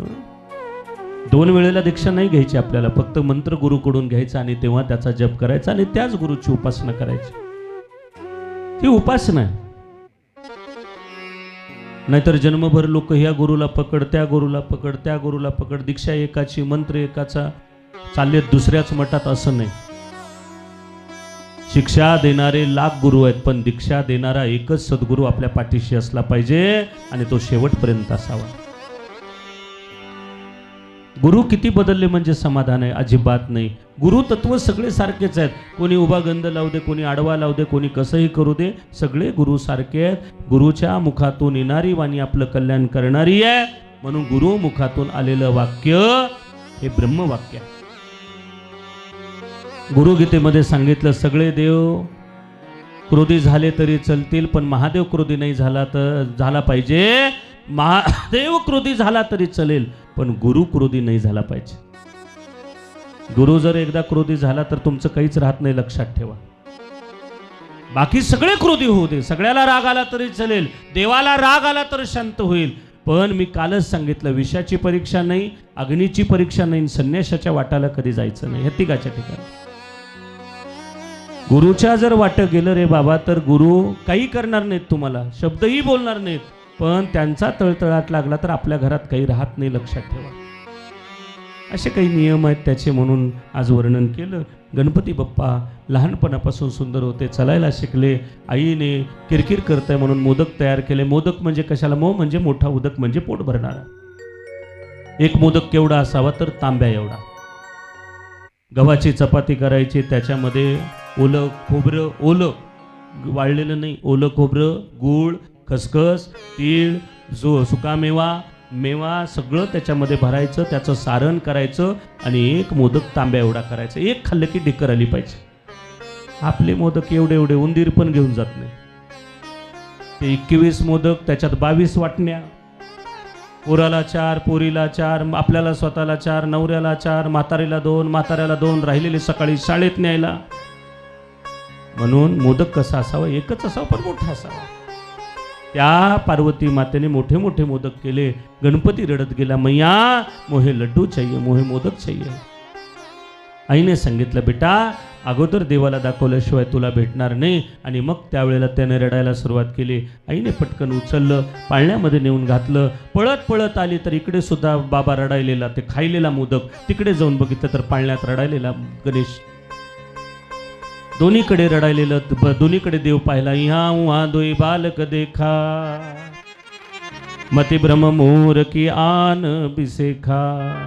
दोन्हीकडे एकच बालक पाहिला आणि तिच्या लक्षात आलं की गणपती साक्षात देव आहे. आणि मग त्याला वरदान दिलं, आजपासून जे लोक तुला चतुर्थीला मोदक दाखवतील त्यांच्या घरामध्ये काम, क्रोध, लोभ, मोह, मत्सर राहणार नाही. साक्षात तुझा आशीर्वाद त्यांच्यावरती राहील. म्हणून दर चतुर्थीला गणपतीला मोदक दाखवतो. अजून एक कथा सांगितली. चतुर्थी का? एकदा गणपती बाप्पाने धोतर घातलं, काष्टा घातला. काष्ट्याशिवाय देवाला नैवेद्य नाही बनत. काष्टा घातल्याशिवाय साधू संताचा स्वयंपाक नाही जमत. आता काही काही जण असं गोल बांधून करतात, ते चुकीचं आहे. देवाला, गुरुला नैवेद्य तयार करताना काष्टाच घातला पाहिजे. मग बाई असेल किंवा पुरुष असेल, धोत्राला काष्टा, साडीला काष्टा. बिना काष्ट्याचा केलेला नैवेद्य देवाला नाही चालत, लक्षात ठेवा. आपल्या घरी गुरु आले, आंघोळ करावी, भस्म लावावं, धूत वस्त्र घालावेत, केस बांधून ठेवावेत आणि काष्टा घालून स्वयंपाक तयार करून मग त्या गुरुला जेव घातलं पाहिजे. गुरुला जेव घालताना पहिलं पात्र ठेवायचं, त्याच्यामध्ये भात घालायचा, त्याच्यावरती तूप वाढायचं, मग सगळं गोड पदार्थ वाढायचा, भाताच्या नंतर गोड पदार्थ, मग सगळ्या चटण्या, मग सगळ्यात शेवटी पोळी आणि सगळं झाल्यानंतर मग भातावर वरण घालायचं. साधू संताला, देवाला जेवायला वाढताना पहिल्यांदा वरण कधीच वाटीत नाही वाढायचं, लक्षात ठेवा. भातावर वरण नाही वाढायचं. अगोदर काय वाढलं? पायसम, शेवटी काय? सारम. सार म्हणजे वरण. आमचे लोक एकदा भात वाढलं की त्याच्यावर वरण घालायचं आणि जा बाबा खायचं, खा नाही तर राहू दे. जेवायला बसल्यावर काय खाल्लं पाहिजे ते तरी कळायला पाहिजे. जेवताना पहिले घास 5 भाताचे खाल्ले पाहिजे. पहिले 5 प्राणाय स्वाहा, व्यानाय स्वाहा, पणाय स्वाहा, उदानाय स्वाहा, ब्रह्मणाय स्वाहा. हे येडं भजी खात बसतो पहिल्यांदा, ते भातालाही शिवत नाही. जेवताना काय खावं हे कळायला पाहिजे.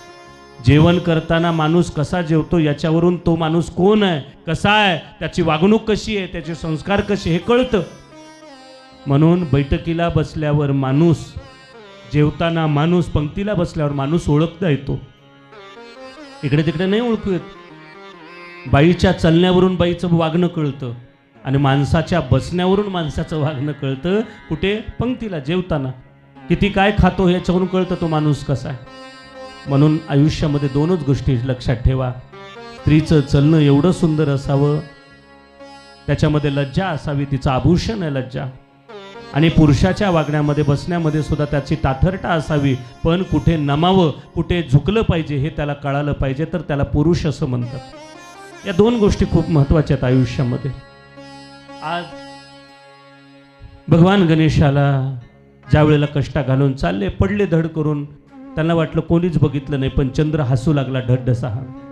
ज्या वेळेला हा चंद्र हसायला त्यावेळेला गणपतीला राग आला, शाप दिला, काळा पडशील तू, मला हसतोस. आणि मग त्यावेळेला त्याने हात जोडले, चंद्राने सांगितलं देवा एवढा मोठा शाप मला. म्हणले ठीक आहे बाबा, तू पौर्णिमेपासून अमावस्येपर्यंत काळा पडशील, अमावस्येपासून पौर्णिमेपर्यंत पांढरा होशील. म्हणे देवा मग माझं कसं? तर चतुर्थीला तुझी पूजा केल्याशिवाय माझी कोणी करणार नाही. प्रत्येक पूजेला पहिल्यांदा गणपतीची पूजा होते. वक्रतुंड महाकाय कोटी सूर्य समप्रभ निर्विघ्नं कुर्मे देव सर्वकार्येषु सर्वदा. ओम गणानान्त्वा गणपतिं हवामहे प्रियाणान्त्वा प्रियपतिं हवामहे.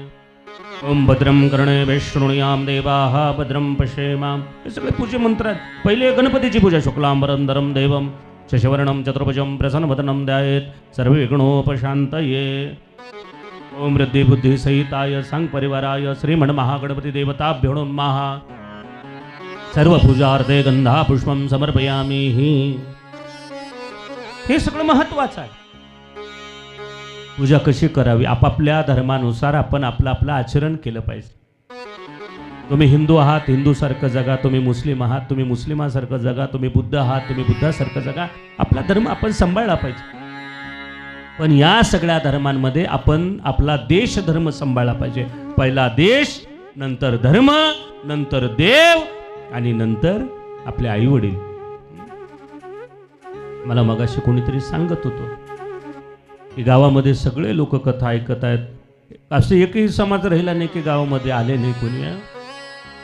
मला आनंद वाटला की किलजचे लोक एवढे प्रेमळ आहेत, एवढे भक्तिवान आहेत. कुठल्याही लोकांच्या मनामध्ये कुठला क्लेश नाही, काही नाही. मी पहिल्या दिवशी येताना उरूस होता, त्यात मुस्लिम लोक होते, हिंदूचे लोक होते.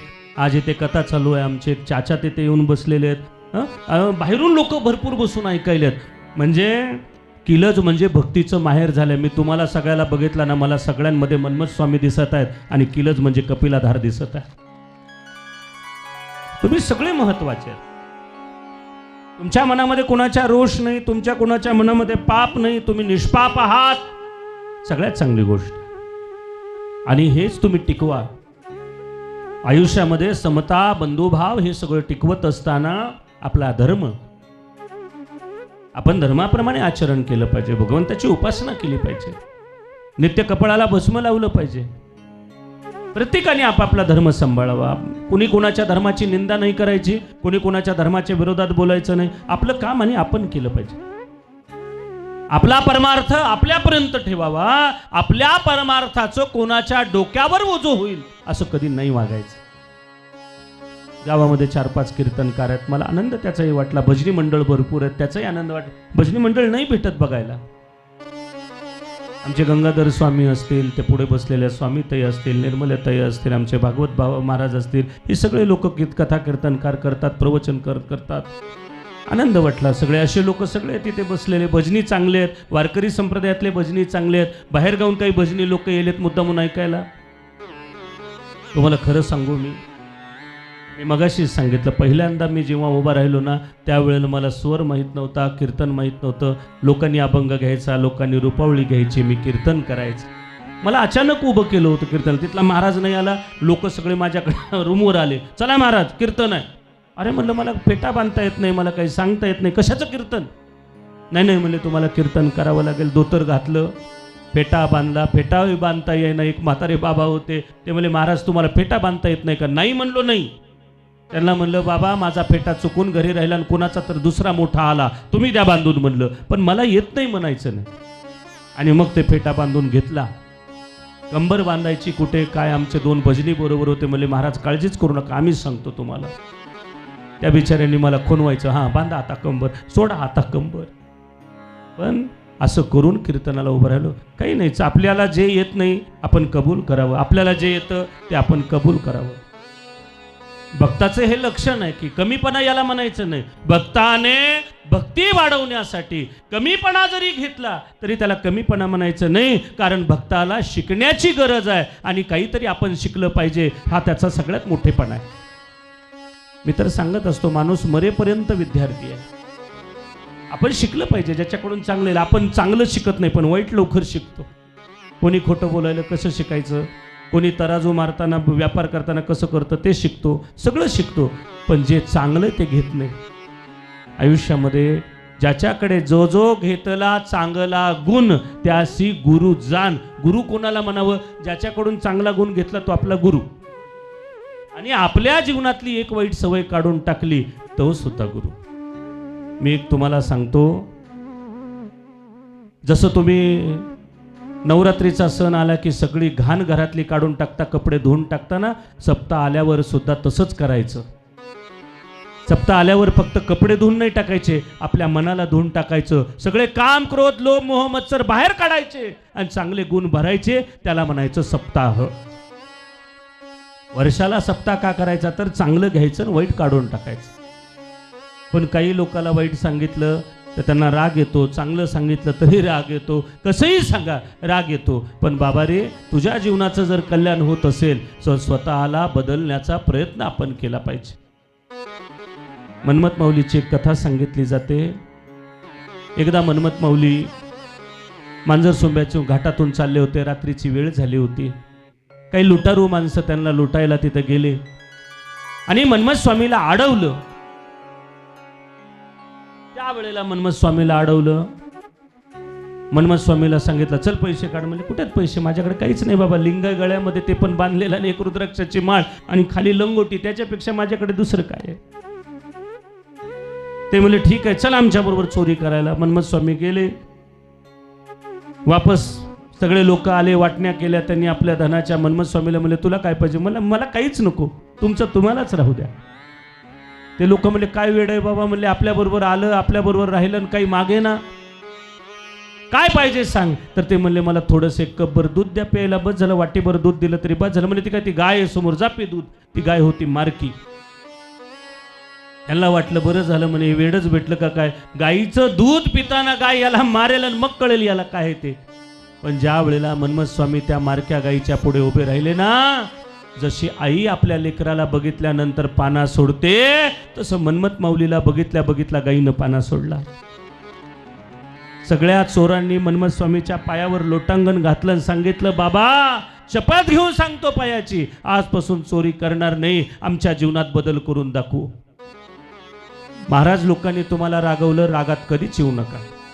महाराज लोकांनी तुम्हाला बोललं, कधीच वाईट वाटून घेऊ नका. तुम्ही ठरवा की ते मला बोललेत ना तर माझ्या जीवनातला एक वाईट सवय मी काढून टाकील आणि पुढल्या वर्षापर्यंत मी त्यांना चांगला बनवून दाखवील. हे जर तुम्ही ठरवलं तर आयुष्यात तुमच्यासारखं श्रीमंत कोणी नाही. जीवनामध्ये बदल करण्याचा ठरवा, बदल करत राहा. आम्ही बोलतो तुमच्याच कल्याणासाठी, कारण साधू संतांनी काही प्रमाण दिले. सहज बोलणे करती हित उपदेश.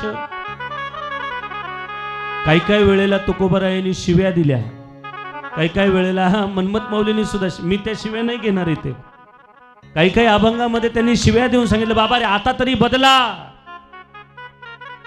किती खालच्या पातळीला जाऊन साधू संतांनी समजून सांगितले, काय माय गेली होती भूतापाशी, काय माय व्याली किती किती शब्द वापरले, का वापरले हे शब्द मी वापरायला नाही पाहिजे, पण साधूंनी अभंगामध्ये वापरले कशासाठी, की तुमच्या कल्याणासाठी. मग त्याचा राग का मानायचा की महाराजांनी असला अभंग का लिहिला, महाराजांनी असं का लिहून ठेवलं? अरे नाही, ज्या वेळेला प्रेमाने सांगितलं ऐकत नाही, रागवून सांगितलं ऐकत नाही, त्यावेळेला मारून शिव्या देऊन सांगावंच लागतं, त्यावेळेला त्या भक्ताचं कल्याण होतं. आणि प्रत्येक सप्त्यामध्ये एक जरी माणूस बदलला ना, तर तुमच्या सप्ताह केलेल्याचे पैसे फिटले म्हणून समजा. तुम्ही वर्षाला सप्ते करता, वर्षाला पंक्ती घालता, वर्षाला हजारो महाराज लोक आणता, पण तुमच्या गावामध्ये एक जरी बदललं नाही तर तुमच्या सप्त्याची काहीच किंमत नाही. तुम्ही सप्ताह करा, पण दरवर्षी कमीत कमी 5 माणसं तरी बदलले पाहिजेत, चांगले झाले पाहिजेत, तर तुमच्या सप्त्याला किंमत आहे. बगीचा लावला, भरपूर झाडं लावले आणि फुलंच नाही आले, तुम्ही ठेवाल का ते झाडं? मग तसं फूल येणं म्हणजे सप्त्याचं त्या ठिकाणी कर्तव्य आपण केलं पाहिजे. भगवान गणेशाने बाललीला केल्या, त्याला सांगितलं बाबा प्रत्येक पूजेला माझी पूजा होते, पण आज पहिली तुझी पूजा केली जाईल, असं गणपतीचं वर्णन सांगितलं. गणपतीचे 5 विवाह झाले, त्या विवाहाची कथा मी सांगेन आणि कथेला थांबवणार आहे. विवाहाची कथा वर्णन करतात. एकदा गणपती बाप्पा रडत रडत आईकडे गेले. आईला सांगितलं मला लग्न करायचं, मैया विवाह, मैया लग्न. आईनं सांगितलं लहान्याचं अगोदर नाही, मोठ्याचं अगोदर. गणपती म्हणला आपण आता सगळं चेंज करूया, अगोदर लहान्याचं नंतर मोठ्याचं. आजकाल असे गणपती जास्त झाले, मोठं शिकायला जातं बारकं पोरगी बघून ठेवतं. असं गणपतीने सांगितलं मैया मेरो ब्याह पहिला. आईने सांगितलं याची परीक्षा घेतली पाहिजे. आणि त्यावेळेला परीक्षा घेण्यासाठी आईने एक युक्तिवाद केला, जो अगोदर या ब्रह्मांडाला प्रदक्षिणा घालतो त्याचं लग्न पहिलं. आपापल्या वाहनावर बसून यायचं. आईला माहित होतं कार्तिकाचं वाहन मोर आहे, गणपतीचं वाहन मूषक आहे. या दोघांपैकी पहिला कार्तिक जाईल, वापस येईल, त्याचं लग्न होईल. पण गणपती बाप्पा म्हणला आई तुझ्या डोक्यामध्ये काय खिचडी शिजायली मला माहित आहे, पहिलं लग्न तर मीच करणार. 1 जानेवारी आकाशामध्ये निघून गेला कार्तिक स्वामी आणि गणपती बाप्पा तिथेच बसलेला. आई म्हणली का रे लग्न नाही का करायचं? म्हणला सोडणार आहे का? आई म्हणली अरे जो ब्रह्मांडाला प्रदक्षिणा मारेल त्याचं लग्न अगोदर, तो मला मी दाखवतो तुला प्रॅक्टिकल करून. आईला वडिलाला एका आसनावरती बसवलं, महादेव पार्वतीला. गणपतीने 7 प्रदक्षिणा घातल्या आणि सांगितल्या सर्व तीर्थाची धुरे जी काही माता पितरे.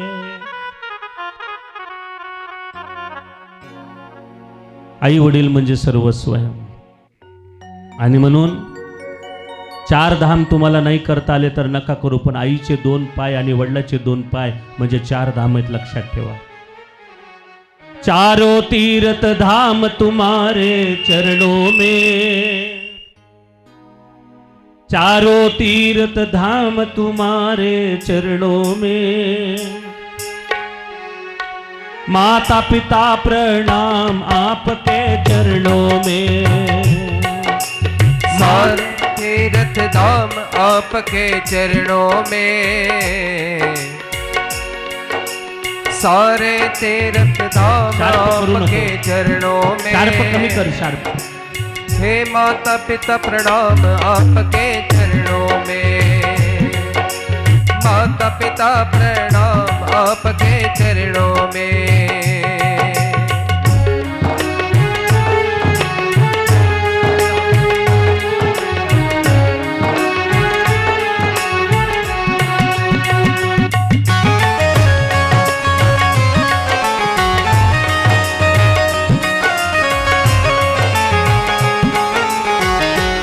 रस्ता थोडा रस्ता करा.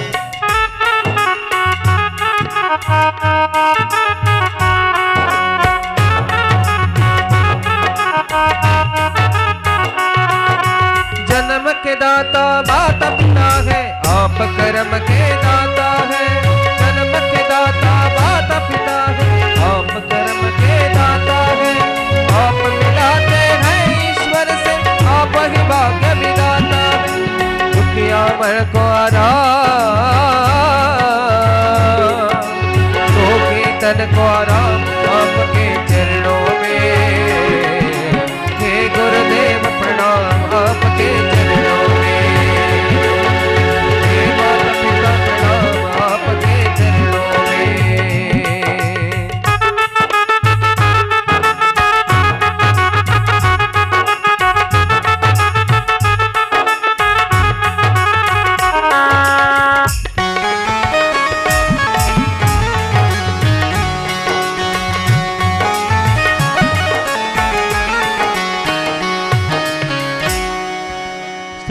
तीर्थ धाम आपके चरणों में, सारे तीर्थ धाम आपके चरणों में, हे गुरुदेव प्रणाम आपके चरणों में. एवढे सप्ते झाले, देव बाहेर आला का? पण आज पहिल्यांदा बाहेर तुमच्या सगळ्यासाठी देवाला सुद्धा यावं लागलं. ज्या वेळेला लेक माहेराला येत नाही ना, त्यावेळेला बापाला वाटतं आपणच लेकीला भेटायला जावं, आणि नुसतं रिकामं येत नाही बाप, रिकामा थोडा वाजवला बेटा. काय घेऊन येतो? काहीतरी लेकीला खायला घेऊन येईल, साडी घेऊन येईल, कपडे घेऊन येईल. तसं आज माझा गौरी शंकर बाहेर आलाय, तुम्हाला काहीतरी ना काहीतरी घेऊन. काय घेऊन आलाय? तर तुमच्या जीवनामध्ये सुख, तुमच्या जीवनातलं दुःख काढून टाकायला आणि तुमच्या जीवनामध्ये सुख भरायला, आनंद, ऐश्वर्य, प्रेम हे सगळं भरण्यासाठी माझा देव बाहेर आलाय. कारण आनंद या जीवनाचा सुगंधा परे दरवळावा, आनंद या जीवनाचा सुगंधा परे दरवळावा.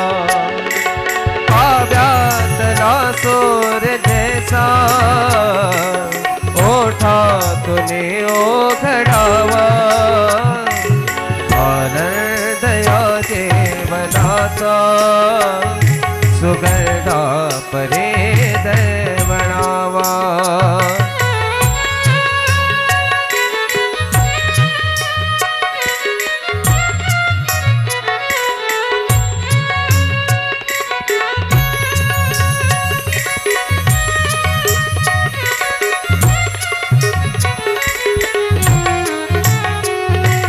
भिजूने स्वतःच्या चरणाने दुसऱ्या सुगंध द्यावा, हे जाणता जीवनाचा प्रारंभ हा ओळखावा, आनंद या जीवनाचा सुगंधा परे दरवळावा, सुगंधा परे दरवळावा.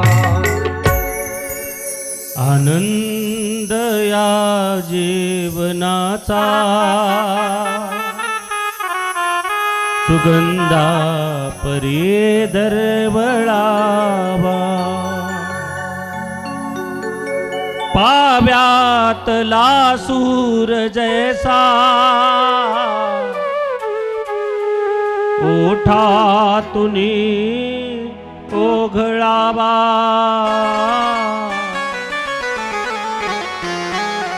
आनंद या जीवनाचा सुगंधा परी दरवळावा.